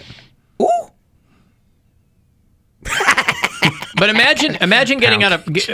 He loves it. Imagine you're in a situation where a condition of your release is like you can't be alone with your grandmother. Think about that. You know, like how divorced couples have visitation rights or whatever. You got to have a court-appointed so-and-so to be with you with your kids. Imagine that, but with your grandmother. Right. You can't be in a room with your nana unless there's other grown-ups there. Unless there's a trained MMA fighter to protect her. Right, and you can't be in the presence of Lamps or your grandmother. But I love Lamp. I love Lamp. Brick, are you just seeing things in the room and saying you love them? Yeah, so it's a wild bit of video there. The But, police officer that arrests her is really cute. I only saw him from the back. I don't think I He's saw famous him. now. If you're listening, call. Call Poundcake. Slide into his DMs. If you're the officer who arrested Miss Cleveland out there in Ravenna. That's her name. She wasn't Miss Cleveland. I don't know if that's even a thing. You don't know. That should be She's Kucinich's in the running. wife if he wins. Yeah, so she said that she was thought she was fighting the devil when she assaulted her grandmother a few years ago. And I guess they were lucky that she wasn't armed. I was reading this thing that, and again, there's absolutely nothing shocking here, but that people who believe in supernatural evil are much, much bigger into guns because, of course, bullets kill ghosts. Makes sense. Bullets kill ghosts. Totally makes sense. Demons and stuff, you want to protect yourself from all the supernatural powers out there. So I feel like that at least tracks. Sure. You get a wooden stake gun to shoot at all the vampires. Wooden stake, all that. There's lots of different. If you believe in the devil, you want something to go pew pew pew pew. I feel like the wood of the gun is going to get all gross from the meat. No. The gun is metal. It shoots wooden stakes. Like a t-shirt launcher. But you don't need to shoot a wooden stake. You could stab someone with it. It's a manual weapon. But this is so you can do it from further away. So if you see... Oh, but you have to have really good aim then. If you see... Wooden stakes are for vampires, right? Huh? Yes. Okay. If you see a vampire... Silver bullets are for werewolves. What's for zombies? Silver bullets are for vampires? In the head is a zombie. Whatever. Zombie just in the head. Yeah. Mm-hmm. Headshot. So if you see a vampire from far away, you can get it without having to get close enough that it could get your blood. I see. It's a defense. Okay. There's a lot going on there. Yes. I mean, yeah, okay. Yeah, I would think that if I were fighting vampires, I would want to get in as close as I could. I would want the But then stake. they can get you. I'm wily. I would want... Or a garlic necklace? I would They're want strong, too. I'm sorry? They're strong. They are, but I would want a stake in my hand. Well, you're much more brave. Because they have to get to my neck. They can suck from your arm. Yeah. But I have to get center mass, which there's more of that than just my neck. I'd wear I'd wear one of those neck braces. You know, when you pretend that you got into a car wreck. Oh, you can't turn your head. Bill Murray and Wild Things. Yeah, that's right. Yeah, I would wear one of those. Or I would just break out my Batman cowl, you know, where you have to turn your whole body because it doesn't, it's not fully articulated. Yeah, all right. There's something to think of there. Hello. Hey, what's up, guys? Hey. What's up, Satan? You know, nobody calls me that anymore. Oh, what do they call you now? Frank. I'm going to call you Satan. It just feels too formal, you know. I like calling you Frank seems too casual. It's my given name. Frank? Francis. Oh. That is Lucifer. No. Not Beelzebub? No. That's all made up. Fake news, as the kids say. All right. I'll call you Francis then. Thank you. Just want to let you guys know that I had nothing to do with that woman. I wasn't talking to her.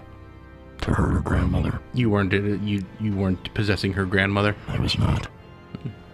Were you possessing the lamp? I was not possessing a lamp, but I do like lamps. Lamps are nice. Here's a plot twist. Okay.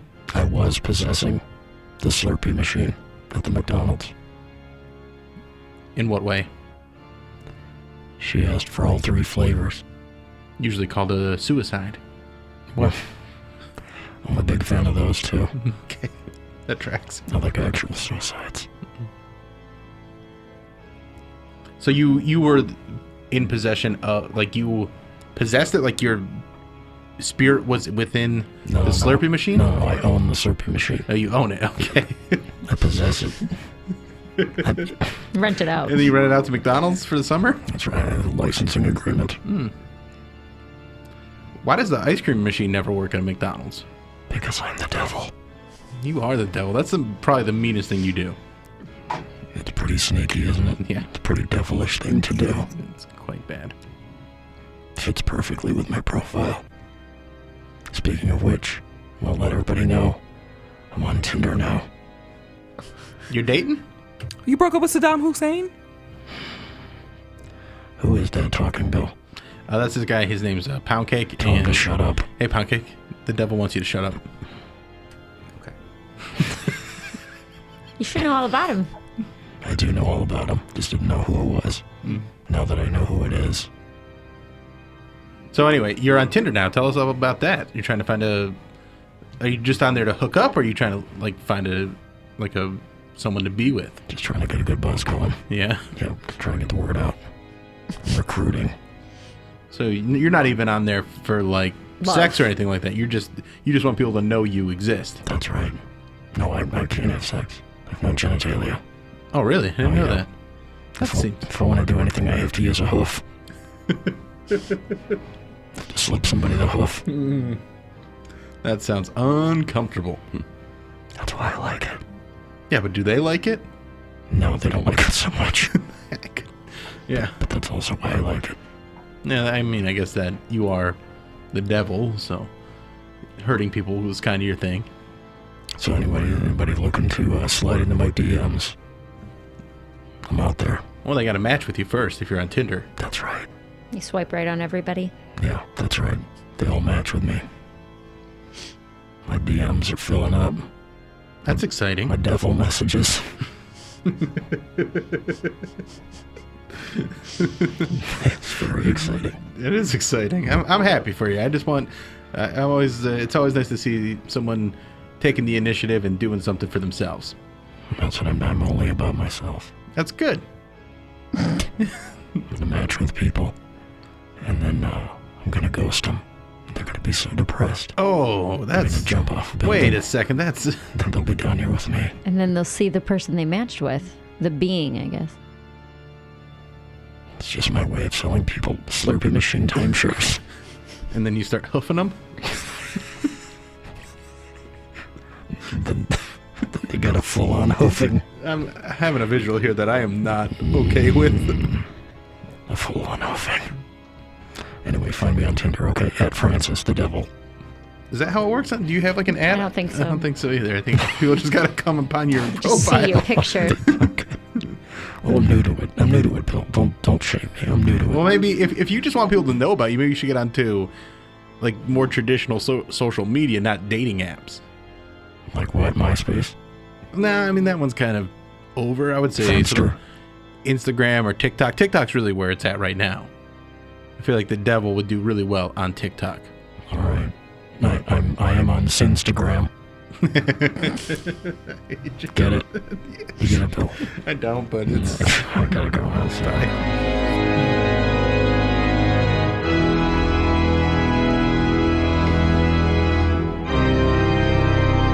It's a great song. I don't know who does this song. Great song. Yeah.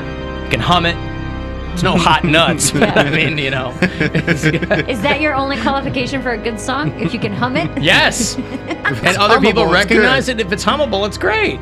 Of course. A little mashup here. Hot nuts. Anybody here wanna buy my nuts? Selling nuts. Hot nuts. No, I don't think that really works. Yeah. I've got to take a break. I will have those tickets for you after the break for Dead and Company. If you want to go see them at Blossom this fall, we'll get that set up. If you want to text 35192 for anything, and you can listen anywhere on the iHeartRadio app.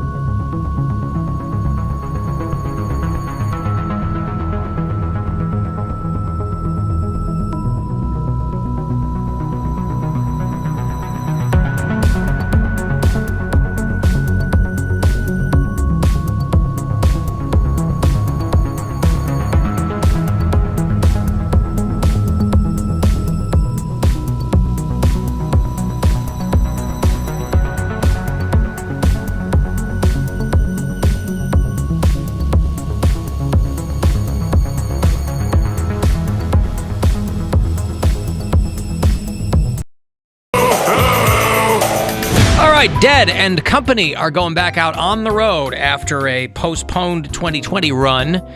Bob Weir, Mickey Hart, Kreutzmann's out there with them. John Maher is in the lineup, and a handful of other friends as well. Dead and Company will hit Blossom on Tuesday, September the 7th. Doing all the Grateful Dead songs you love, and probably a few you don't. But it's all part of the experience, man. LiveNation.com for all the details. Caller 10, this pair is yours. Good luck. Dead and Company in September at Blossom. 216-578-1007 or 800-348-1007. Our apologies to second shifters. All right, here we go, everybody. Let's get to work. This is no way to start your day. The Alan Cox Show. On 100.7 WMMS.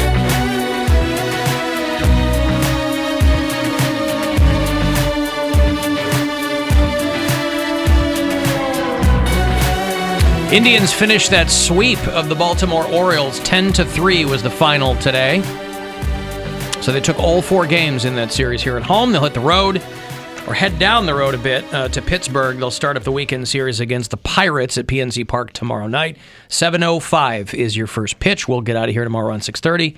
And then 7:05 is your start in Pittsburgh. Remember, all this month, and you got a couple of weeks left, but all this month your promo code is OPE. For Cleveland Clothing Company, OPE, get you 20% off whatever you buy. If you do it in one of their stores, if you do it on their website, whatever you buy, make sure you use OPE. And right off the top, it took 20%. If you listen to the show on iHeartRadio, tell me where you do that if it's out of state. Robin listens in Elkhart, Indiana. What's Elkhart, Indiana known for? The Foxtrot Museum. What is it? RV Fox Museum. Island Nature Preserve? There it is. No, that's in Fort Wayne, Indiana. It's the RV Museum, right? That's correct. It is the recreational vehicle capital of the United States, Elkhart, Indiana. Big Ron listens in High Point, North Carolina, which ironically, below sea level. I don't know. Sean is in Dublin, Virginia. Casey is in Indianapolis. And Anthony is a new bureau chief on the campus of Michigan State University. Go Spartans. Alan Cox Show After Hours line. If you want to leave messages there, you certainly can. It's 216-986-8903. Hey, Alan, Corey in Tarpon Springs. Calling to get you hip to an older song that probably people don't really remember. A coworker of mine got me hip to it. It's not Hot Nuts.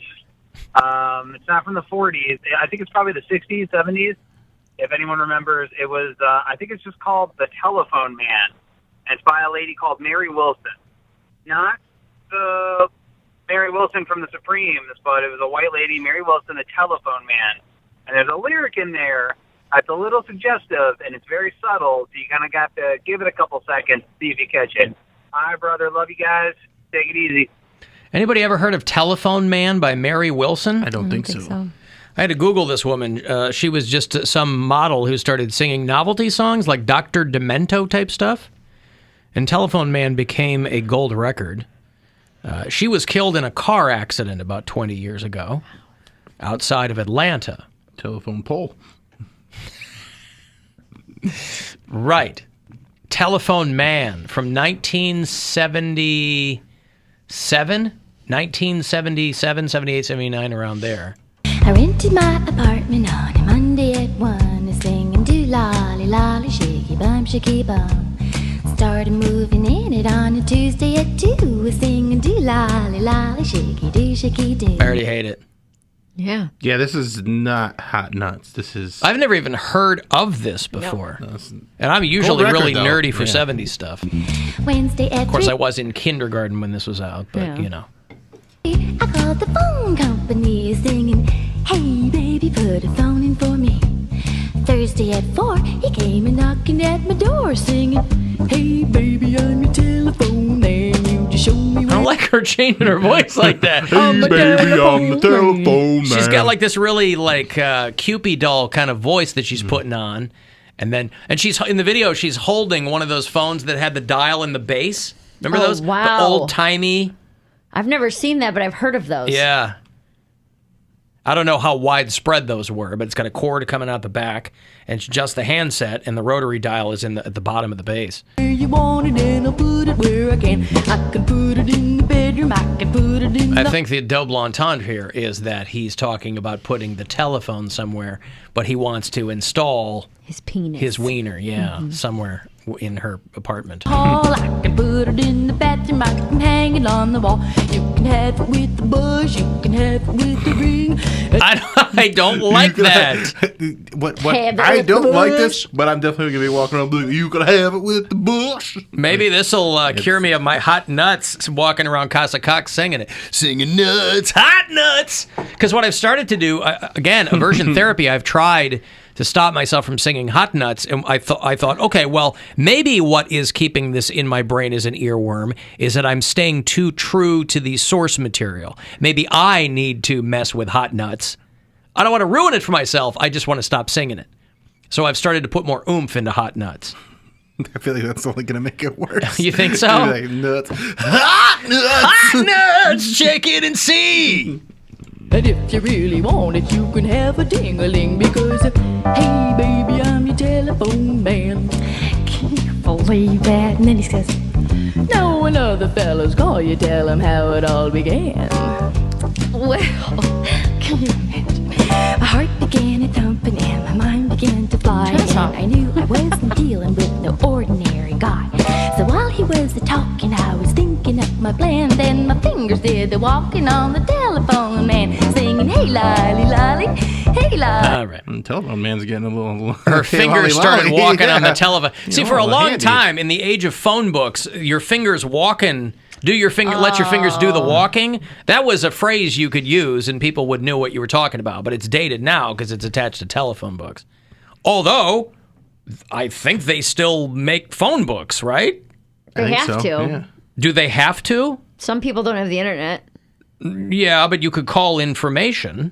I don't know. I think they still make them. When we lived in Ohio City, we don't get them anymore, but when we lived in Ohio City, boy, I was always getting a phone book once a year on the doorstep, and I'd go right in the trash. I'm like, who's using this? Kindling?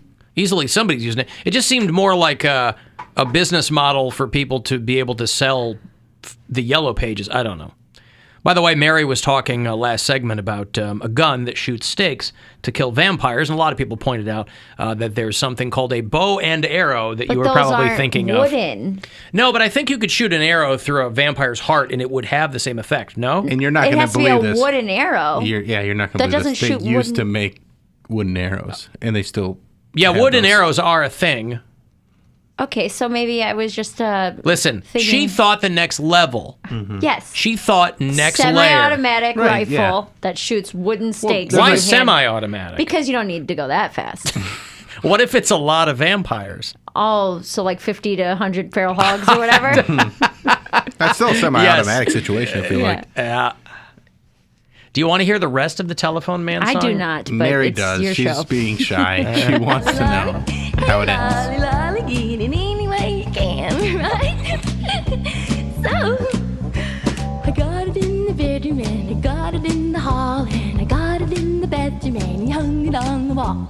I got it with the buzz and I got it with the ring, and when you told me what my number was, I got a ding-a-ling singing, hey lolly lolly, hey lolly lolly, hey lolly lolly, just doing my thing.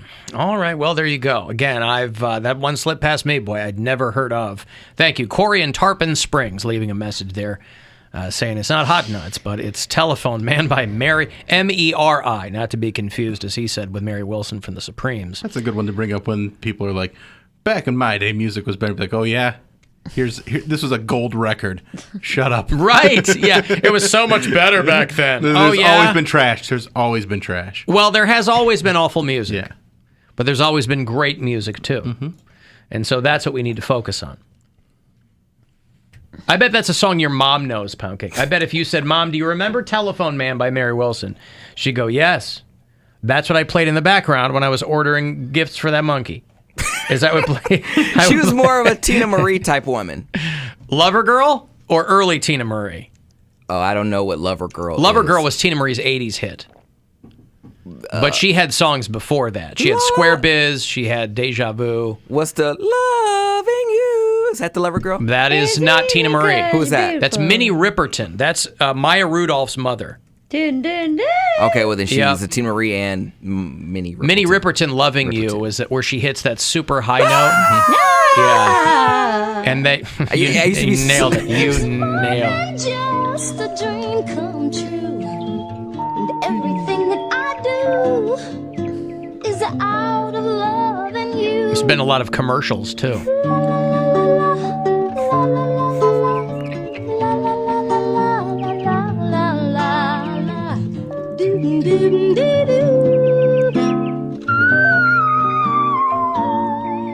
I used to hate that when I was a kid. It was so annoying. Why? And yet I would sing it around the house, and my mom was like, "Okay, yeah, you're right. It is annoying." It is annoying now. Yes. What was the South Park character? Or there was an episode around that song, like the first season. I don't remember what it was, but I know the episode. But it was like a celebrity was coming to sing that song. At like it was Kathy Lee Gifford. Yes, Kathy Lee Gifford. They had her in like the little the high C or whatever. Yeah. Yeah, they had her at like the Macy's Thanksgiving Day Parade, and she was in the little glass globe like the Pope. Yeah. She was singing that like screw Kathy Lee Gifford. Because like, I guess I'm not the first person that wanted to kill Kathy Lee Gifford. Throwback. I don't understand why they hated Kathy Lee Gifford. To this day, I don't understand why Mr. Garrison hated Kathy Lee.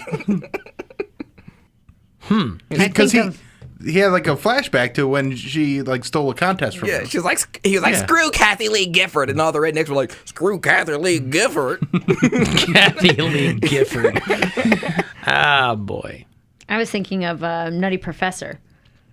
When he transforms into regular Eddie Murphy, and then like they're at the club, and he twists the guy's arm, the piano player's arm, when he has to hit that note. Mm-hmm.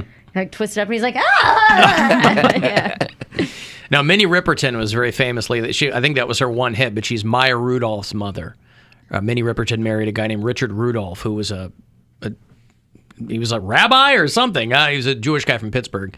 And Minnie Ripperton was from the south side of Chicago, and they got married, and Maya Rudolph was their daughter. But they've used that Minnie Ripperton song in like Burger King commercials. Everything. Because she's singing about loving you. Yeah. And so you're just like, here's our product. You love it too. And Poundcake is confusing episodes. I think so, yeah. I don't know. Okay. I have Well, no then it's idea the what you're talking about. If it's the first season It's the first season of South Park. Then so I this is probably so, don't even remember. Like so we're 25 talking years 25 ago. years ago. Yeah. Right. But people did want to kill Kathy Lee Gifford. That was though. that was the thing. But I feel like it was someone else that was singing that, and it was like they were playing a football game or something, and that was the halftime entertainment. I was in a store a week or so ago, and that Mariah Carey song where she hits those high notes was on. There's so many. Like the ones where she keeps going higher. Oh, Emotions. Emotions. Yeah. Nailed it again. Oh, he nailed it. Yep, Emotions. Because Ariana Grande covered it, and she was hitting the same whistle notes. Wow. It's like an 8-octave range. Yeah, that's amazing. I don't understand how you have like the lung capacity for that. Somebody reminded me of a great / awful movie you should watch, Mary. Yes. John Carpenter, great horror director. Okay. Had a bit of a fallow period where he was cranking out stuff that wasn't that good. And he did one movie called Vampires with James Woods. And he had a gun that shot steaks. Oh You my should check goodness. that I'm out. looking at the pictures of this, and it's just, they're like coming out of the ground. And all right. It does look like a bow and arrow. John Stamos' brother was the one singing. Yeah. Right? He couldn't hit the high F. Uh-huh. So and that was going to trigger the bomb. The high F. Let me find this here. What?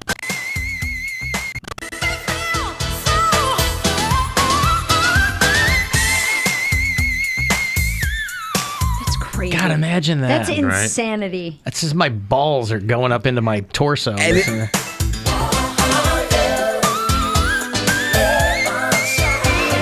Man. Sounds like a whistle. And that's the thing. Like she can't even hit. She screwed herself because she can't even hit those notes anymore.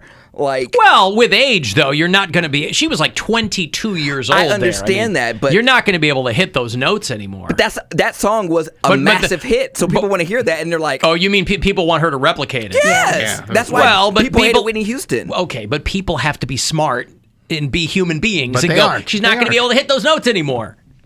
Or lip sync to her doing them, which is usually what she ends up doing. God, I love Mariah Carey. Heartbreaker, Loverboy, like... The piano player in Nutty Professor was Dave Chappelle. I thought he had a bunch of hair. He might have had a wig on, but that makes No, sense. Dave Chappelle was the opening act comedian. Was he playing piano too? I thought the I guy haven't playing seen the that in a long piano had a lot of hair and like buck teeth. Well, that was Dave Chappelle with the buck teeth. So I don't know if he was playing piano too. I don't remember that movie that well at all. I don't either. I know Professor piano scene. Let's see.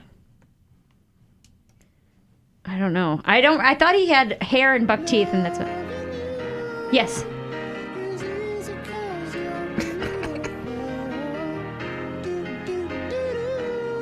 Oh, that's Dave Chappelle. Was it Dave Chappelle? Yeah. Richard Stamos. That's Richard Stamos Oh. from South Park. Oh yeah, it is Dave It Chappelle. is Dave Chappelle. 1996. Oh, because he was the comedian on stage, and he knocked him out, and then he's wearing a hat. He Yeah. doesn't have hair. Yeah, Well, well, no, he pulls like a the big hat off. Okay. He's like a big floppy hat prop comic or Yeah. something in Nutty Professor, making jokes about how fat he is, or isn't that a scene in that movie? I think they went to the comedy club before, Yeah. and he was making fun of how fat he is. And then when he gets skinny, they go back, and then Eddie Murphy gets up there and roasts There him. you go, right. And then makes He's him Buddy sing, Love. and- yeah. I see. Look what Dave Chappelle's wearing. He's got his boxers tucked into his shirt, his big goofy hat on. Right. I haven't seen that movie in a very long time. Me I think I saw it one time, and I'm Yeah. like, that's enough. Yeah, I okay. don't know, you know, I'm more of a Norbit man. I guess I've never seen Dave Chappelle with hair. Like in recent years, you know what I mean? He's always been. He had hair in Robin Hood Men in Tights, I think. Like Didn't he a have little little hair and bit. half baked? He had like a little bit of hair. He never had like long hair. It's like dreads on the top, though. Yeah, this is like a wig that he was wearing for the movie for that character. All right, well, there you go. I was trying to listen to his podcast, by the way. Man, I tried to listen to it too. It's not good? Well, it's produced very strangely. First of all, Most Def sounds like he is on the verge of like passing out all the time. He's out of breath. He sounds like he's like doing heroin or something, and he just got woken up. But there's like music stings in it, and it's just produced in a strange way that really takes me out of the conversation. It's not like an organic. It's not like most podcasts you listen to. It's very artsy, and I'm not. Yeah, I tried to listen to it, and it was just not my thing. You think he'll do the codcast? You could ask him. He's right out in our backyard. You're I'll be like, dating. Dave, what do you think about fish? Dave, have you ever thought of... Tell you what, I've got one word for you, son. Perch. Now you go. Now you go. Welcome to Name Fish with Mary Santora, where we name fish. And we were going to call it the Codpast. Codpast at passcod.fish. When you tweeted Yeah, that there made you me go. laugh. I was crying, dude. I was laughing There so you hard. I go. was like, oh, please, somebody send an email. Uh-huh. I'm here with Dave Chappelle, and today we're going to talk about northern pike. Where they are, what they do, how well do they get... Okay, I'm going to take a break, because who cares? If you want to text 35192, chance for you to get yourself to Vegas, by the way. At 5:30, I'm going to have another keyword for you. I got that iHeartRadio Music Festival out there this fall. Your shot at the trip to Vegas is on the way at 5:30. It's the Alan Cox Show on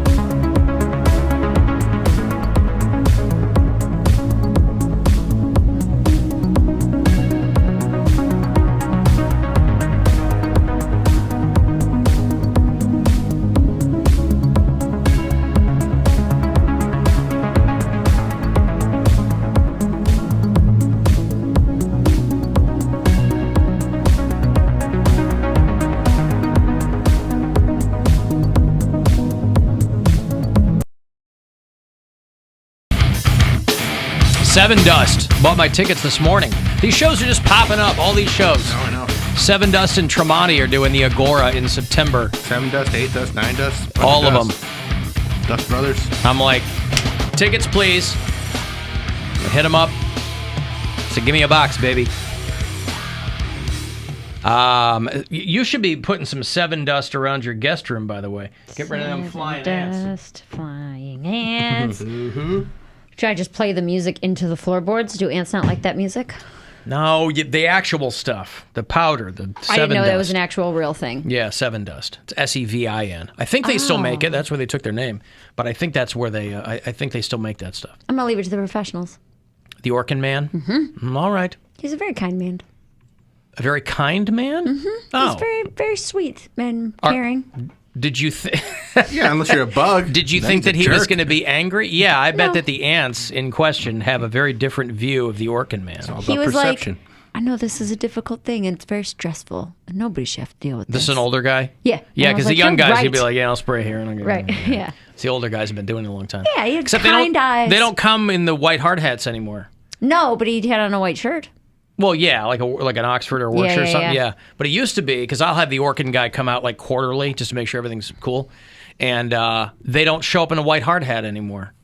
Maybe because there's no risk of head injuries. There never was. It depends on where they're crawling.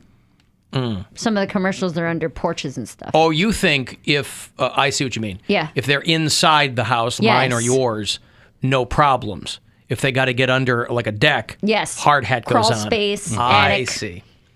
Anywhere there might be falling objects, rocks, Or anvils. a chance that they're like crawling and they could bump their noggin. Oh, not anvils? I mean, it's best to be prepared for whatever situation. Falling I don't know, anvils. I don't know how well a hard hat's going to do against an anvil, but you know, it's better to have Better one than than nothing? not. Yeah, for sure. When we were talking earlier about Poundcake on his podcast, he was talking about how he thought, I guess by his own description, he thought that AA meetings were basically a big buffet. It's a party. Yeah, like a big old party about Potluck. I thought it was. You know, you get together. I understand. You said in the thing, you're like, I've never been to one, but I can only assume that they have all this great food. No wonder they're depressed. Recovering alcoholics, they can't indulge in alcohol.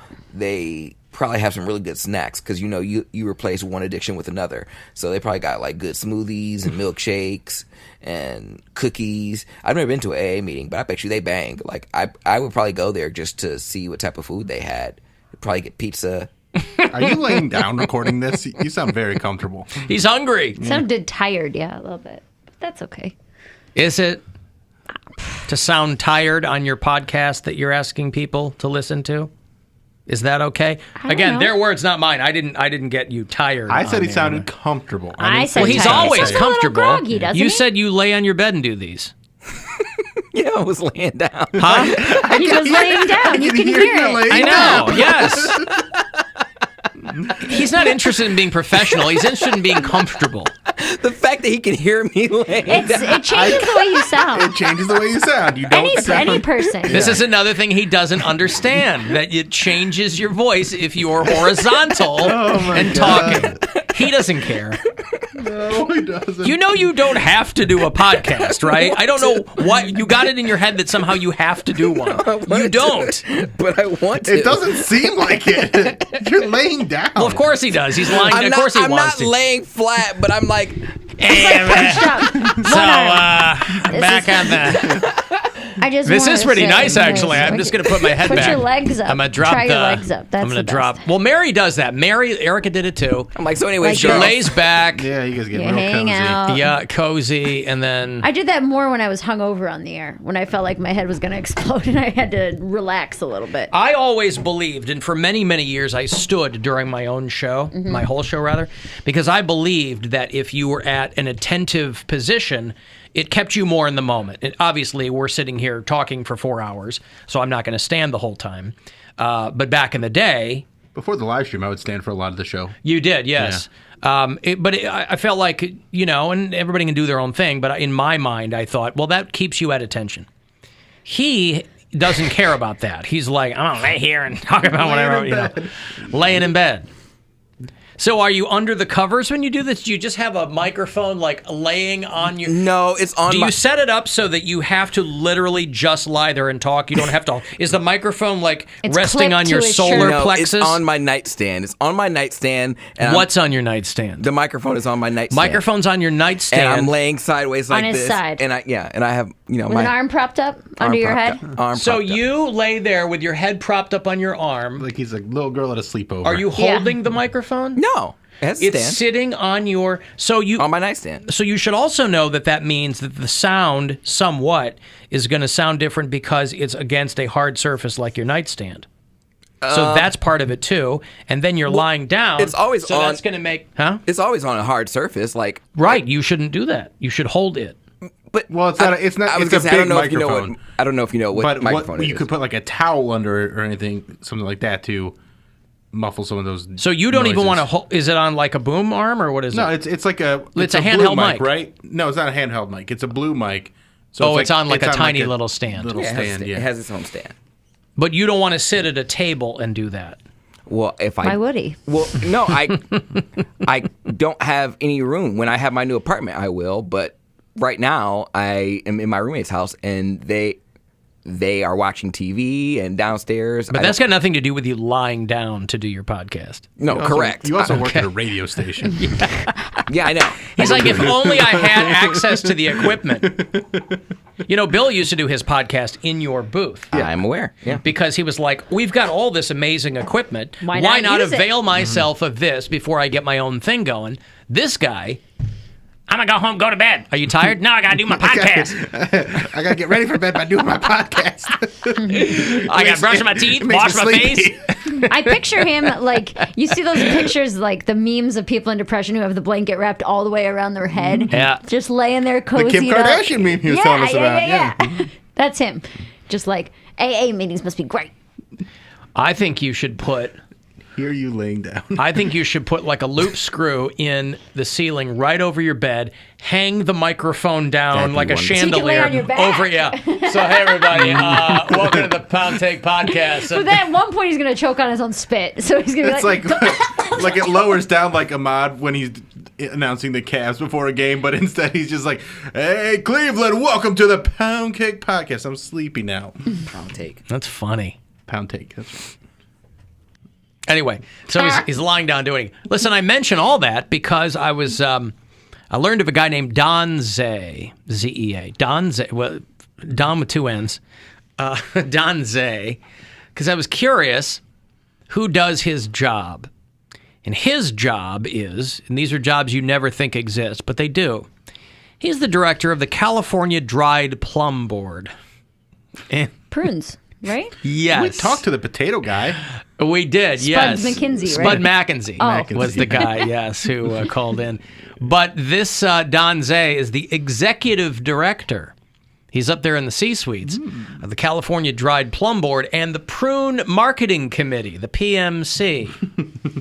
Now, I wanted to know who had that position simply because, in light of Poundcake talking about snacks at the AA meetings, I was reading this thing that said, Americans inherit their snack preferences from their parents, from their family. And so I was curious as to who did this study. I assumed it was some university or something. But I was like, well, no, that's silly. Food studies are usually done by some lobbying group. And sure enough, this one was done by the pruners. By the Prune Council. Right, because I'm sure they were hoping to tell people like, hey, consider prunes. Now, full disclosure. You love prunes. I love prunes. I forget that I like them. We have them in the house, and I always forget they're there. I'll give one to my daughter a couple times a week because I keep things moving. And little kids sometimes have a hard time keeping the trains running on time. Fortunately, she likes them too. Prunes are good. Delicious. I Okay? haven't had a prune in a very long time. I would never go like the prune juice route because I don't find that good. But once in a while, boy, you get a prune. And I got you prunes for Christmas. I know that you did. Did you eat them all? Of course I did. 6 months ago, you finished them already? I finished those. He's going to be 50 next week, so if you're looking for a birthday present. The ones you got me for Christmas? Yeah. I finished those like by the time we came back for New Year's.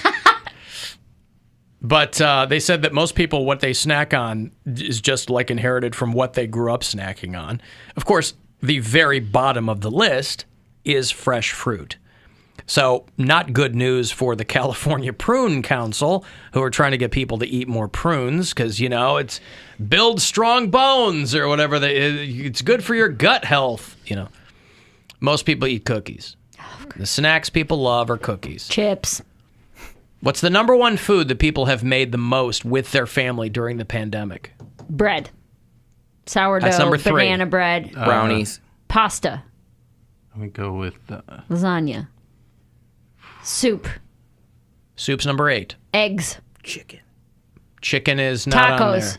Nope. Dang it. What is it, a snack or a meal? Foods. These are foods. Foods. The foods that they have the top made 10 the most. foods Popcorn. that people made with family during pandemic. Popcorn's more of a snack. Popcorn's number 3 on the snack.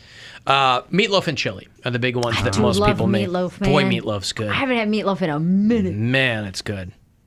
Well, And it's really... It's not something you have by yourself. yeah, sure. it is. I live alone. I'm going to make a whole I'll make meatloaf. a meatloaf for myself. For myself and my vegetarian boyfriend. You can eat it for a week. What are you talking? A little slice every night? Some mashed potatoes and corn.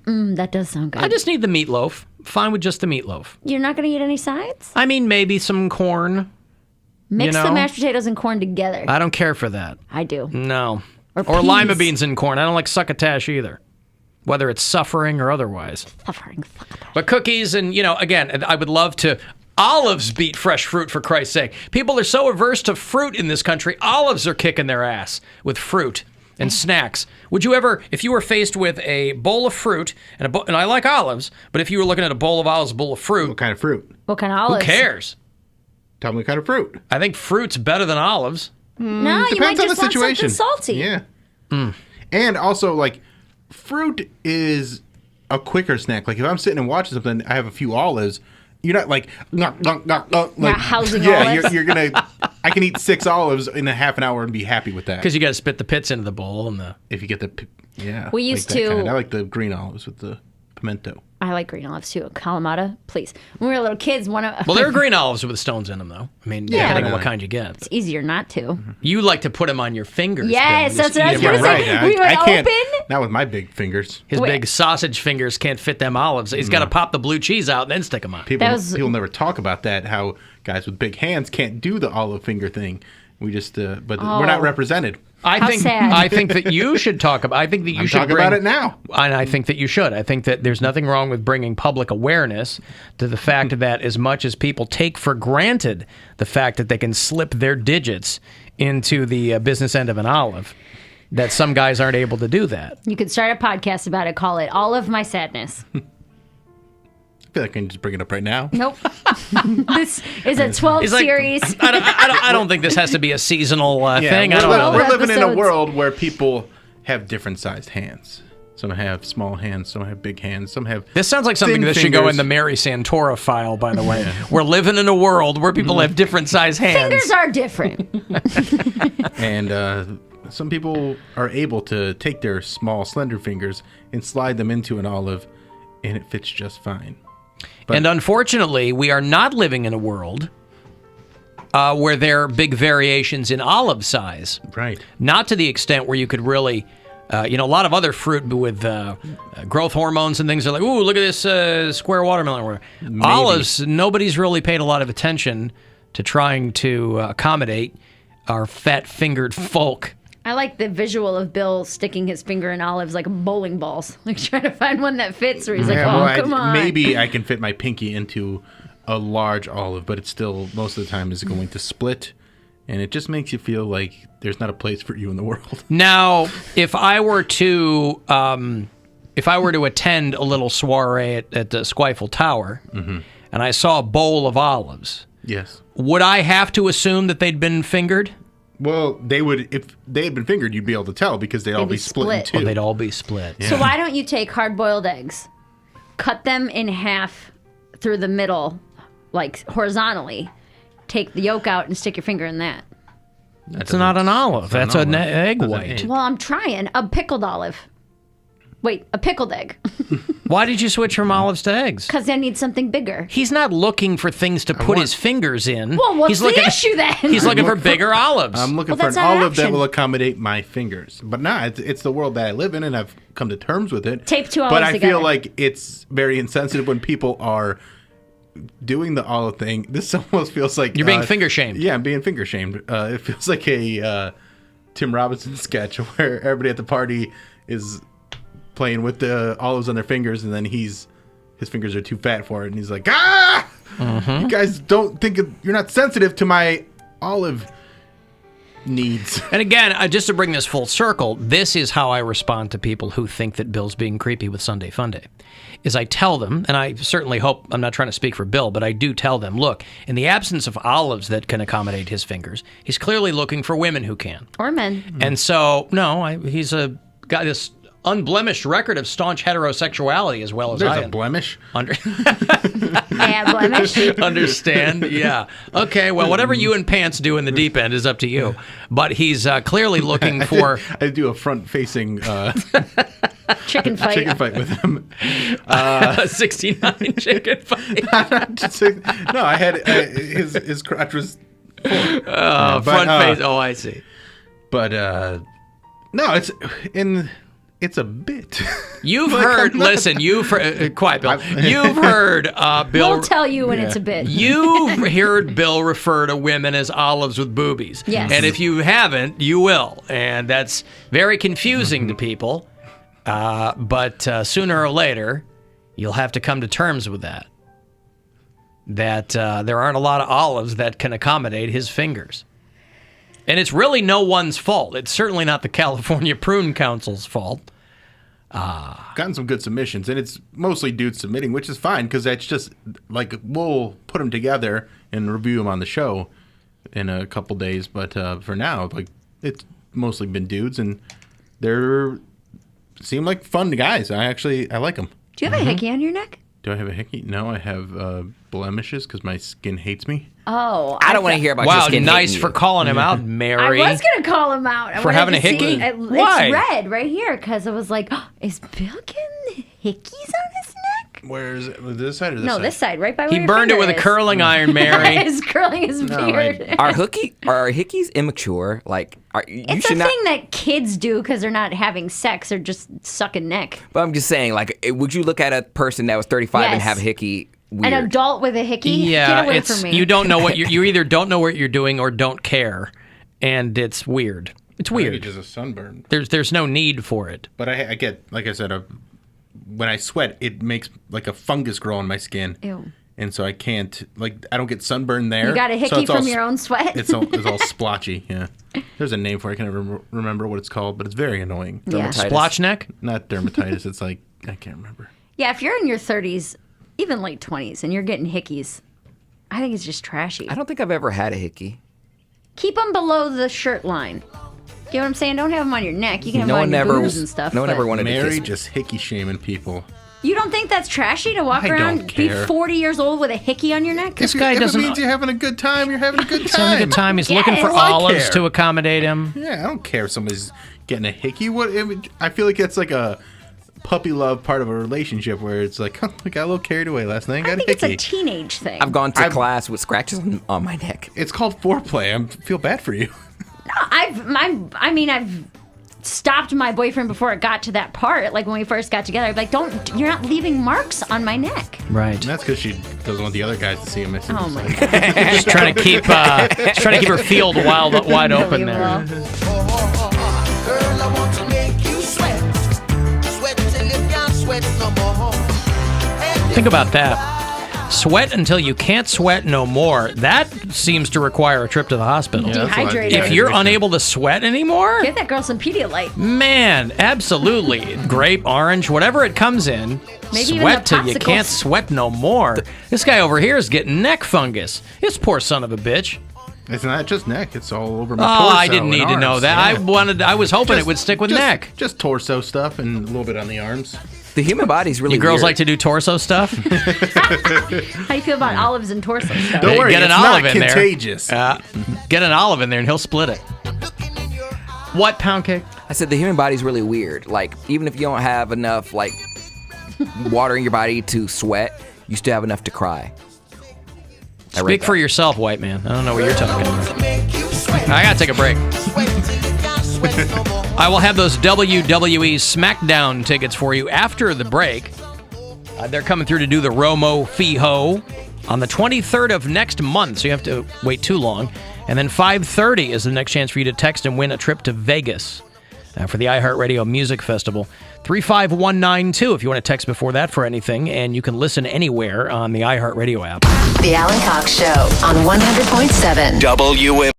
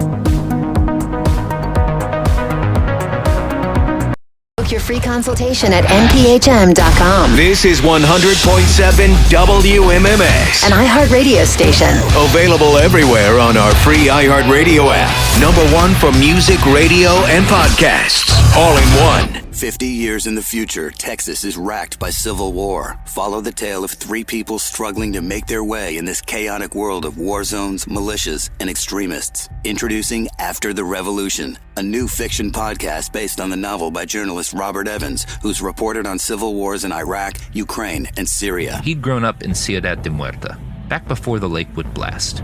Back when people had still called it Dallas. Listen to After the Revolution on the iHeartRadio app or wherever you get your podcasts. Now it's time to give stuff away. Alan is giving some stuff away. A couple of tickets for WWE Friday Night SmackDown. It's back at the Rocket Mortgage Fieldhouse. Romo Fijo on, as the name implies, Friday, July 23rd. You can go to rocketmortgagefieldhouse.com if you need more than that. These tickets here for you. Caller 10, 2 for SmackDown, Friday night, July 23rd, downtown. Good luck. 216-578-1007 or 800-348-1007.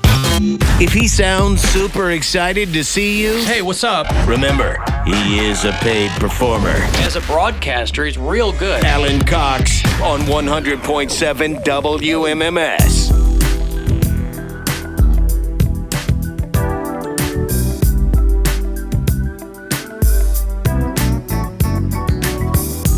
I'll have that trip to Vegas for you here in about 8 minutes. Chance for you to text and win your way to this year's iHeartRadio Music Festival. Fly you out, put you up, get you into all the festivities. You have multiple chances every weekday to win. 5:30 is your only chance here on this show. So keep that in mind. Next week, we're only here Monday and Tuesday, but I will have Coheed and Cambria tickets for you.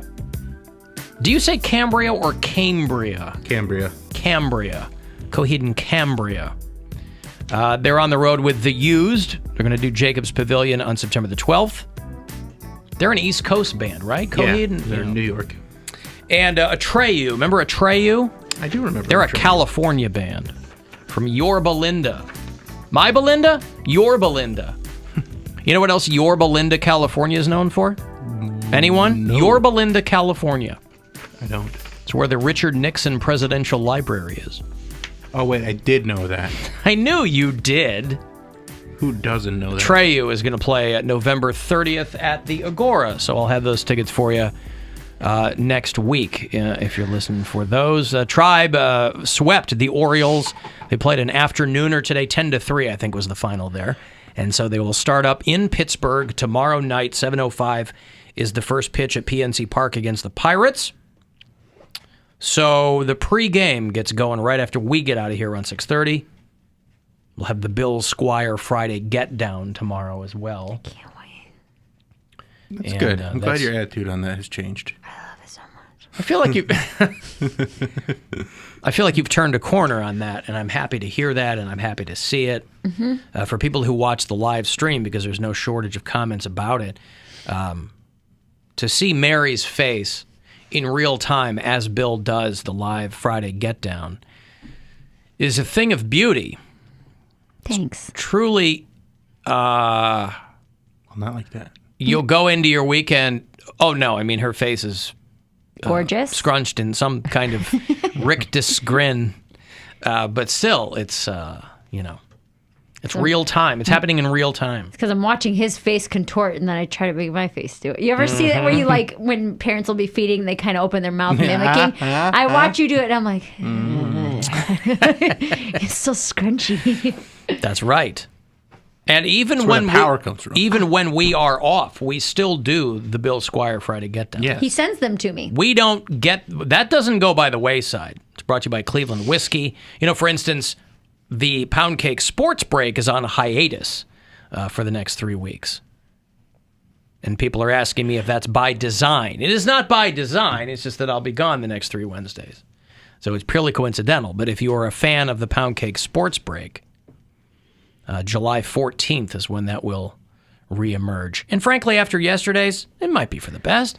You know, you take a breather, recenter. He can lie down and think about what he's done as he's doing his Maybe podcast. he should perform them laying down. Yeah, he could do like an Instagram video of him sports breaking, taking a break while reporting the news. Yeah, by the way, why no video of you doing your podcast? Because I use my phone to record the podcast. I use the app. What about your handheld camera? So that couldn't be like in the background and you're still doing some video? Well, honestly, like it has to be up and running? I can show you how you can record audio from it, and if you want to do a video version of it, I could show you. It's pretty easy. No, I didn't even mean a video version. I meant like like just a clip of you doing it that you would post. And I was just curious if that was a thing that you had done and I'd missed it or what. Yeah, because I think a lot of people, you know, they might like to think of you lying down. Picture it. Lying down in the grave. Well, no, there's some nice subliminal marketing there, you know. I mean, you spend the better part of your adult life trying to make other people horizontal. And so they might like to think of you that way, too. I can't get over it that Bill was like, you sound like you're laying down. I was laying down. Oh. Yeah. Yes, because it elevated. changes people's voices if they're lying down. Yeah, but you're not sitting up doing the podcast. I can tell that your diaphragm. Yeah. Right, your diaphragm. When you're lying down, gravity is moving those things to the back of your body. Like rather than when you're sitting up, it's just moving them down. It's all about the episode where I was after the Tool concert where I was super hungover and laying on the ground using a corded like handheld mic, I sounded a lot different that day. That's right. That was so rough. He was vomiting the whole time. That was so rough. Into the big garbage can. I was glad. Oh, you would have had 2 puking people if I were here that day. Yeah. God, I hate it so much. Splashed right into the big... that was a rough day, but what a fun concert. Oh. Such a good night. Tough day. Stop. Oh, dude, it's making my eyes water. And by the way, never let it be, never let anyone say that Bill Squire is not committed to his art. Because if Poundcake had a hangnail, he would have taken the day off. Bill comes in, hangover of the century. I have a rule for myself. I don't take a day off for a hangover. That's not a sick day. That's not a sick day. Because you did it to yourself. I did it to myself, so I have to come and power through. Now, I didn't fulfill the live stream duties that day, but we didn't have help back then. Yeah, well, who cares? And Good point. what do you mean if I had a hangnail, I wouldn't come in? I'm just breaking your balls. Okay, I was making sure. Is that okay? Okay, just making sure. Why? Because I was like, What's your retort? In 5 years, the time I've been on this show, I've missed maybe a handful of days. And yes, because you probably didn't have any hangnails. They're all hands valid had hangnails. excuses.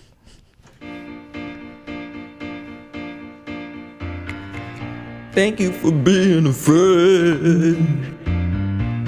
Thank you for being a friend.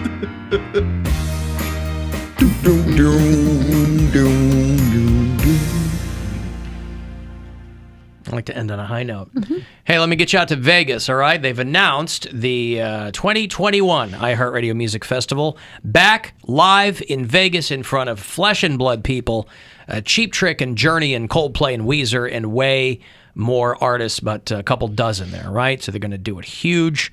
Coming back, you could be out there witnessing the whole thing. So listen closely. You're going to text to win, and good luck. Now, your chance to win a trip to our iHeartRadio Music Festival. Text the nationwide keyword Vegas to 200-200. You'll get a confirmation text and info. Standard data and message rates apply in this nationwide contest. That's Vegas to 200-200. Good luck from 100.7 WMMS. Buzzard Radio.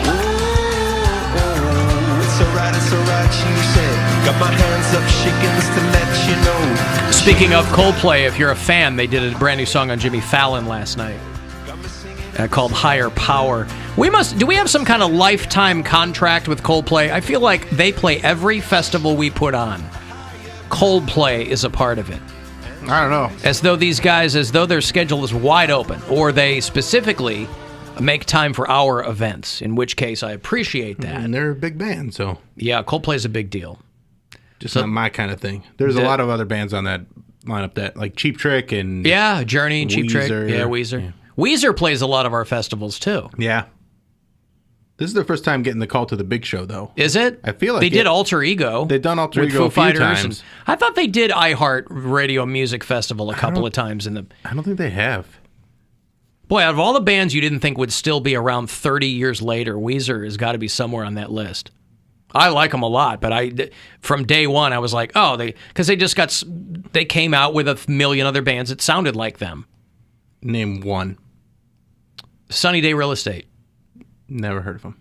Green Apple Quick Step. Never heard of them. Sister Machine Gun. Never heard of them. But they've stayed doing their thing and changing things up and making, And Are those all real bands? Yeah, sure. And do they sound like Weezer? I've never heard They of any did of it those one bands. time or another. Weezer has, to their credit, changed their sound. Not Sister Machine Gun, but not being super cheeky. much. Huh? Not super much. What? Super much? I don't think they've changed their sound all that much. Like I feel like I can still hear a Weezer song and always recognize it as Weezer. How about Not a Surf? They had one song and then that was it. One and done. Yeah, but I didn't think they sounded like Weezer either. I feel like Weezer had kind of a unique sound. Okay. How about just thinking of bands that came out at that time that were kind of faceless for a while. But they were like Weezer was like the poppy, like it was just different than everything because I feel like they came out. I thought that Blue album, which is still my favorite, but I Yeah. thought that sounded at that time, early '90s, it was a lot of ironic detachment and a couple of chords and hey, what's going on? And here's my sweater, that kind of stuff. I certainly that is how the song goes. Well, you know what I mean. I certainly didn't. They were writing a song about goddamn sweater. I didn't think that was a band that was going to stick around. I'm happy they did, but there were a lot of other bands at that time that I don't know. Whatever happened to the Get Up Kids? Remember the Get Up Kids? I remember the Get Up Kids. Yeah. What happened to them? What happened to Rooney? All these bands that. Anyway, Weezer is part of the iHeartRadio Music Festival. Boy, you know what? I feel bad for the people. I don't feel bad. That's the wrong way to put it. The people who are currently still winning the Vax-A-Million are getting way less attention because first couple of weeks people were excited, and people are still excited, but we're not like, that first week, we're like, oh my God, who won the $1 million for getting their shot in Ohio? And now I forget that it happened. There's only one more. Yeah, there's only one more. Suzanne Ward and Sean Horning are the Week 4 winners. Suzanne Ward of Findlay, Ohio. Where's Findlay? That's out That's up by west. Toledo-ish. Yeah, like it says Lima. Hancock County. She won the $1 million. No, Findlay's down by Dayton, isn't it? I mean, I've heard of Findlay, Ohio. I don't know precisely where it is. The seat, Southwest. the county seat of Hancock County. Okay, so it's like northeast of Lima. It's due south of Toledo. Yeah. So she won the $1 million, and a kid named Sean Horning of Cincinnati was the scholarship winner in the 12 to 17 age group. So he gets a full ride to an Ohio State school. These people are notified on Monday, and they're announced publicly on Wednesday. I've been told, because I asked the question, I've been told by a lot of people that a condition of this is that you have to be public about it. Because I was like, why are people going public with this? Part of this is you have to, yeah. So this kid, and it's a situation to raise awareness of being vaccinated, so they want the person to be like, yeah, I got vaccinated, now I have $1 million. They need the faces. Right. They also didn't want the conspiracy theorists going crazy. How come we don't know who they are? Anyway, this kid in Cincinnati, I like to cut of his jib because he's wearing a Chicago Blackhawks hoodie. So that means he's got good taste. 3.4 million Ohioans entered to win the $1 million prize. And only 150,000 between 12 and 17 entered. So your chances are exponentially greater if you're one of these teenagers to win that full ride, as opposed to the people trying to win the money. So Sean Horning from Cincinnati and Suzanne Ward. Mike DeWine FaceTimes these people to tell them they won. Oh, wow. So when your phone rings, it's FaceTime, and you see this little gremlin pop up, you're like, oh my God. Or you think listen, it's a friend with a Mike DeWine filter on Instagram, which would be, that is a missed opportunity if that's not something. I got a call on Monday around noon, and I usually don't take numbers I don't recognize, but I was like, this could be it. I'm gonna take this one. Yep. And then it's like extended car warranties. Or No. God damn it! Got me again. God damn, you dick. Right. So those are the people who won I very much enjoy, too, that because these anti-vaxxers, by definition, don't know what they're talking about. But this girl who owned herself, do you see this girl who posted on some anti-vax chick on TikTok who self-own by accidentally advocating for universal health care?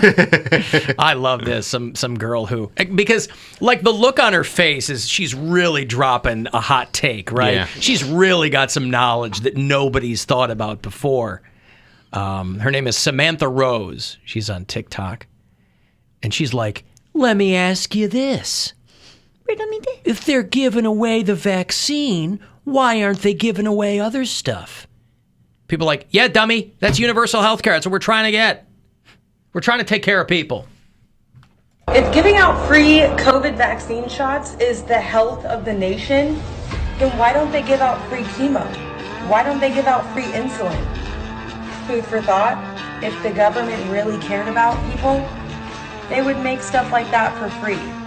So it should make you think as to why they're pushing this free vaccine. She's like, food for thought. Like the meme of the guy tapping his forehead, you know, really thinking, she really thought she was dropping some hot truth bombs on people. People are like, yeah, that's what we're trying to get out here. Also, I love how people can't understand that this is a worldwide pandemic and they're only using examples from the United States. Well, that's all they care about. Right. I mean, well, it's all they have. You care about where you live. I mean, I will admit I'm not that concerned about Italy because I don't live there. I'm not saying that I'm concerned about it, but Yeah. I'm saying like they're also using the vaccines. Like they're like every government is using a vaccine and trying to get people except vaccinated. For like Brazil, right? Yeah, Oh, Brazil. Brazil's such a mess. Oh, Brazil. Poor Yeah, Brazil. and if you don't like the way they're handling things here in America, go to Brazil. Move to Brazil. They seem to be doing things the way you want There them done. you go. They elected a Trump wannabe and the whole bit, and it's going just as great as it did up here. That's what you get. Yeah, what's that, Resurrection Jesus or whatever? He ain't doing too much for him. I mean, it's still a nice monument. Oh, it's lovely. Hey, Woody. Alan. What's going on? How you doing, brother? Good, man. Since I'm a stickler to accuracy, Findlay, Ohio is 253 miles just east of Chicago. All right. And how do you know that? Because I know everything. Well, that is true. I should never, ever doubt you. Yeah, That is he's true. just up there on the roofs, not learning things. He's like a satellite for information. Right, yeah. He's up there tacking on those shingles, and then he's learning things. Right. I mean, Woody, we're all east of Chicago. It's not like it's due east of Chicago. We're all east of Chicago. Well, we're all due east of Chicago, correct? No. Unless it's an exact pinpoint. I mean, due east is more like, between Toledo and Detroit. Anywho, I don't. Well, I must be. Woody and I are hosting a new podcast called Cartography Talk, where we're really going to drill down into the dotted lines and of America's But maps. hey, what I really want to talk about is hickey shaming is doing 2 shows at the Beachfront Ballroom. Hickey shaming, yeah. 2 shows. 2 shows. You can't get enough hickey shaming Was from one sold out show. and they added another one, or they just are like, let's do 2? No, from the jump they added 2. Oh, okay. 1 for each side of the neck. But hey, you guys were talking about AA meetings a segment ago or so about what Poundcake thought about how he perceived. He thought they had a full continental breakfast. Yeah. Well, unfortunately, I got a DUI back in 1992. My one and only DUI. I was very ashamed of it, and thank God for Lyft and Uber now. But the judge forced me to do 32 AA meetings as part of my punishment. Right. How long are they? Is there hour. They're 1 hour. Mhm. Okay. So irrespective of how many people come, it's still an hour. There's different structures and things like that, but I don't know that I've ever been to one that's Is it longer like than Fight an hour. Club, where first time there you have to share? You have to fight. You have to fight, but you can't tell anybody You gotta about fight it. over the food. Oh, there's pizza and smoothies and everything. Yeah, first thing about AA meetings is you don't talk about AA meetings, right? That's right. But anyway, yeah. I mean, I was part of my sentence. I got work for privileges because I had to keep working. I had to keep making money and earning and this and that. But the judge sends me to 32 AA meetings. And I don't even know if they do that anymore. But this was obviously 30 years ago. But the people that were at these meetings because they wanted to be and they needed to be. They looked at us with such disdain because sure. When I was 22 years old, I didn't have a drinking problem at that time in my life. It was pre-drinking problem.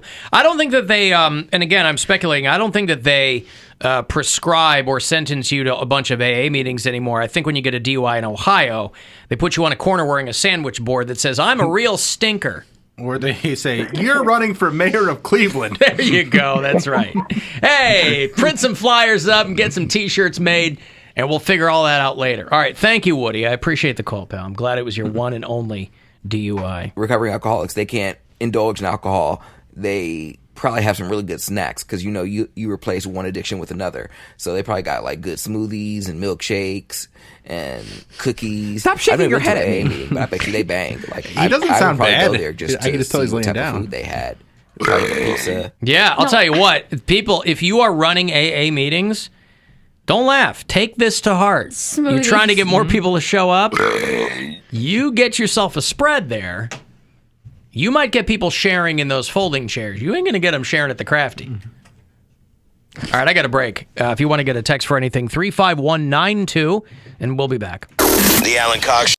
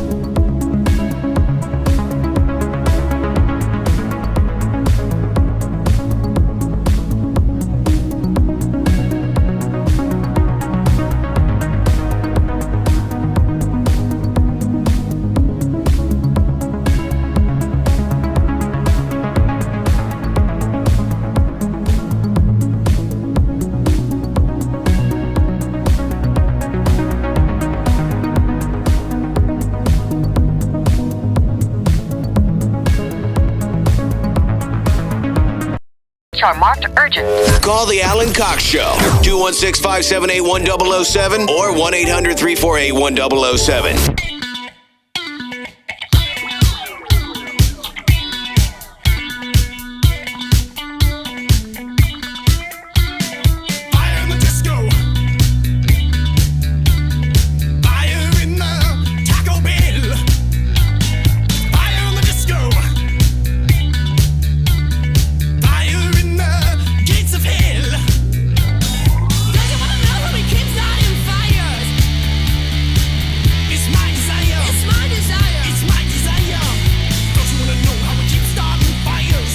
$35192 if you want to send a text for anything. AlanCoxShow.com. You can hit us up there as well.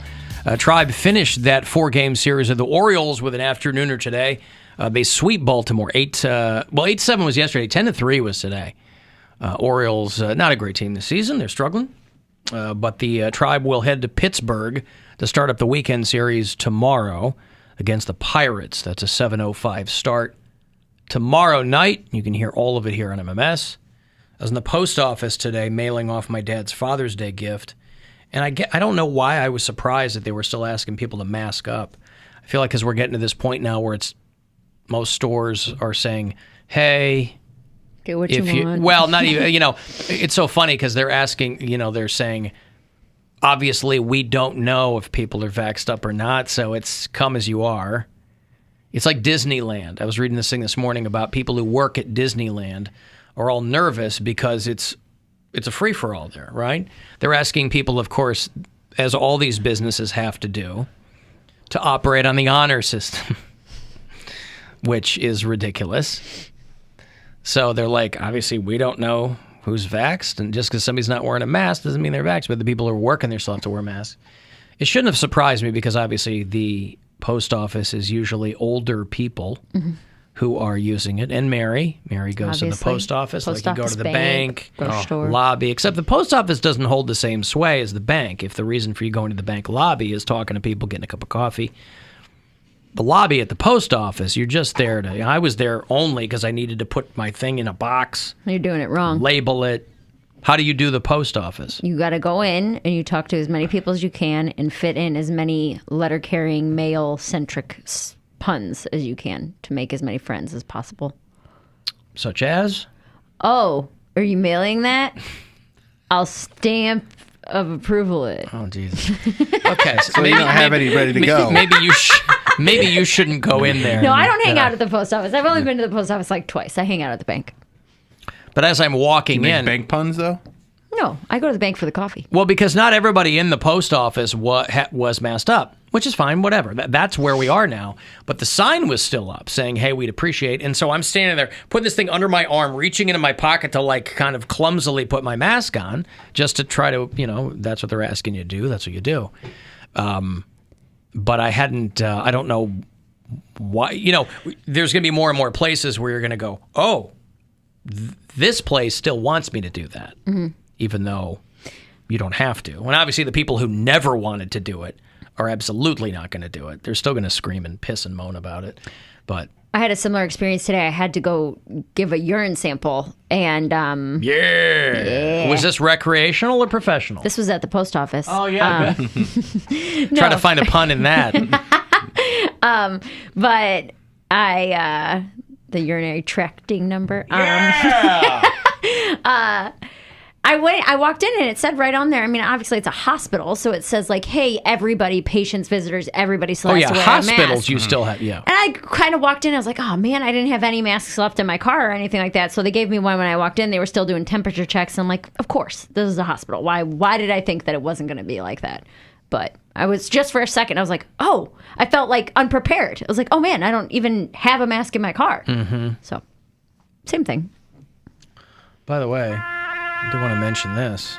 And again, you have to be a certain age to appreciate this information, but I've had a handful of people hit me up about it, asking if I mentioned it, and I had not yet. You guys aren't going to recognize the name Frank Bonner. You're not going to know the name Frank Bonner, most likely. He just died. He was 79 years old. He was Herb Tarlick on WKRP in Cincinnati. the classic 70s radio sitcom. Herb Tarlick was the sales guy on the show. This is a show where their version of a radio station, well, you got to keep the cast small. They had a sales guy. But he would wear like these loud suits, right? Like powder blue, checked. Part of it was because it was set in the 70s, and it was filmed in the 70s. And part of it was they were trying to make him look silly. But Frank Bonner was Herb Tarlick on WKRP. He had something called Lewy body dementia, which I think is what Robin Williams had. Oh, really? Before he killed himself. So Frank Bonner, and I don't know what else he did. I mean, he was a working actor, so I assume he did other things. But I only know him from WKRP in Cincinnati. They did try to reboot that show, and he came back because he's like, you might as well dance with the girl who brung you. They tried a show called The New WKRP in Cincinnati in the early 90s, and that lasted like 5 minutes. I've still never seen an episode of that show. I know of WKRP in Cincinnati. I know of some famous episodes, but I never actually watched it because it wasn't like heavy in reruns when I was a kid, so it wasn't like a one that really ever caught my attention. Well, again, all those people from that show are in their mid-70s, I mean, Howard Hessman is still alive. Gary Sandy, who was the PD on that show, he's still alive. Lonnie Anderson is still alive. A couple of them have died, though. And Frank Bonner died at 79 years old from Lewy body dementia. Well, that's sad. Why don't you give us your professional advice on women? You really want to know? Sure. Why not? Okay. First, you get yourself a plan. Now, what's the one thing that all plans just scream out for? Hi, guys.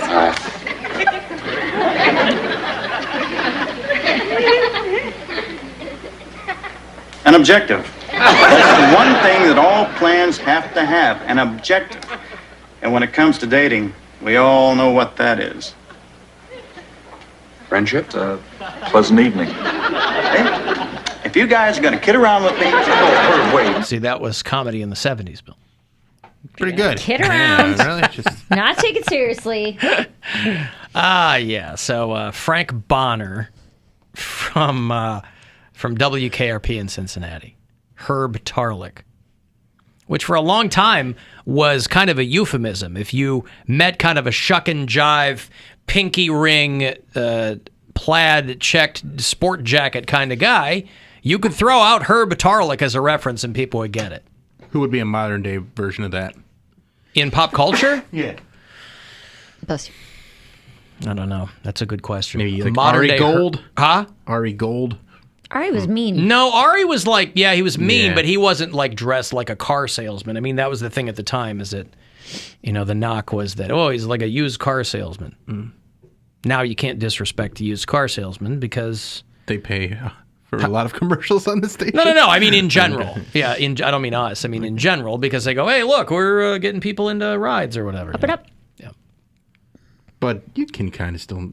They did a thing on Last Week Tonight about how used car places are like all using the same commercial. Oh, yeah, that was wild. Yeah, where they're all like... And they're awful commercials. They're and terrible they're commercials. paying for them. Yeah. Yeah. And like they're like, all right, you get a alligator costume and say like, I'm out of time or something. It's all stupid. But they're all using like the same company to buy their commercials. Somebody must have gotten them hip to that because there's no way you would discover that organically. I mean, who's checking out car commercials local car commercials from around the country? Well, I think somebody must have sent them information on that. Yeah, I don't know producers exactly. Well, I mean, the team on Last Week Tonight is really good at doing research. Gondelman writes for that show, I think. He used to. Now okay. he's writing for Marrow. Jesus and Marrow. Oh, Jesus and Marrow, yeah. Jesus and Marrow, yeah. Seth Meyers says that he's not ready to bring people back. And not for medical reasons. He really liked doing the show with no audience. There you go. So Colbert is back as of a couple nights ago with a full audience. I think Fallon's been back. Bill Maher still has like a handful of people. He doesn't have full audience. But Seth Meyers has said, we're going to do this like this for a little while longer. He's just really come to enjoy doing that show. And I was watching a thing with him, and he was describing it. I'm like, you're doing radio. Yeah. Is what you're doing. You're like, it's written out, some parts of it, and you're performing it. You don't have to worry about, whether he's it like, hits or not? Yeah, he's like some of the deep dive stuff that they do, He's like, I can just be goofy and not have to worry about the whole room going silent, like Mary's show last night, That wasn't a deep dive so much as just I didn't really even tell a joke. I said a statement. It was just a regular old dive.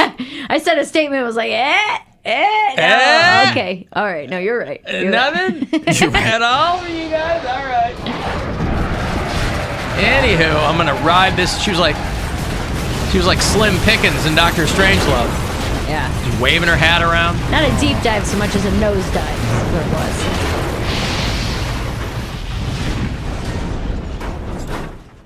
Kind of like that. Yeah. Were you able to get them back? No. Oh, you weren't? No. No, the rest of the show, like, The even rest after... of the show suffered. Yeah. Well, no, I mean, I know that everybody who came up, made reference to that. So, did you lose them right away? No, about 2 minutes in. They laughed at some of the setup stuff about traveling and my mom never having traveled before. And So, being on a halfway in, plane you and- lost them? Yes. And didn't get them back? It's only 5 minutes, but yes, the No, I last 2.5 understand. minutes felt like an hour. But you didn't, did your brain think, well, let me pull an old chestnut out to see if I can get them I back? tried. Oh, you tried? It didn't work. They didn't want to go They along didn't with you? like me at that point. I see. What are you going to do? I wasn't being funny. I'm not blaming the audience by any means. Right. I tried brand new material that barely had punchlines and was very clunky, and it went exactly how it should have gone. But you believed I was so strongly. so positive that it was hilarious. Why was that? If by your own admission they weren't even fleshed out. Well, because I liked the premise. I really Right. liked the idea. And so I was Did you feel like something would come to you on stage? Yes. You did. That's how I do most of my writing, is I take a premise on stage to an open mic and figure it out once I get up there. And I did that, and usually I can stumble my way into something. And that is not what happened last night. Wow. I backed myself into a corner. I got to give it up to people who do that, because I think Bill works kind of that way too, because I never worked that way. I had to have the thing laid out and perform it rather than people go, I do my writing on stage. Oh, yeah. That was definitely never, because if something like that happens, you got nothing. You got nothing. You got nothing. And then I'm not going to go up there and rely on you guys to give me the rest of the joke. You know what I mean? Well, not even relying on them. Sometimes it'll come to you. Like, Right. if there's a reaction, but if you go up going, this will figure itself out. Well, it just takes so many more times going on stage to figure it out, because each time you're getting one step closer, but it might be 1,000 steps to get to where you want to be with the bit. Yeah. So each time, you just got to keep saying and then not trying it the same way each time either. You have to keep building on it and trying to find those little beats, find the funny parts of it, and then eventually it can become something. And every once in a while it'll happen off the bat, but for some premises it's a little more tricky and you gotta finesse things a little bit. Yeah, I mean, good for you. It's a wild way to work.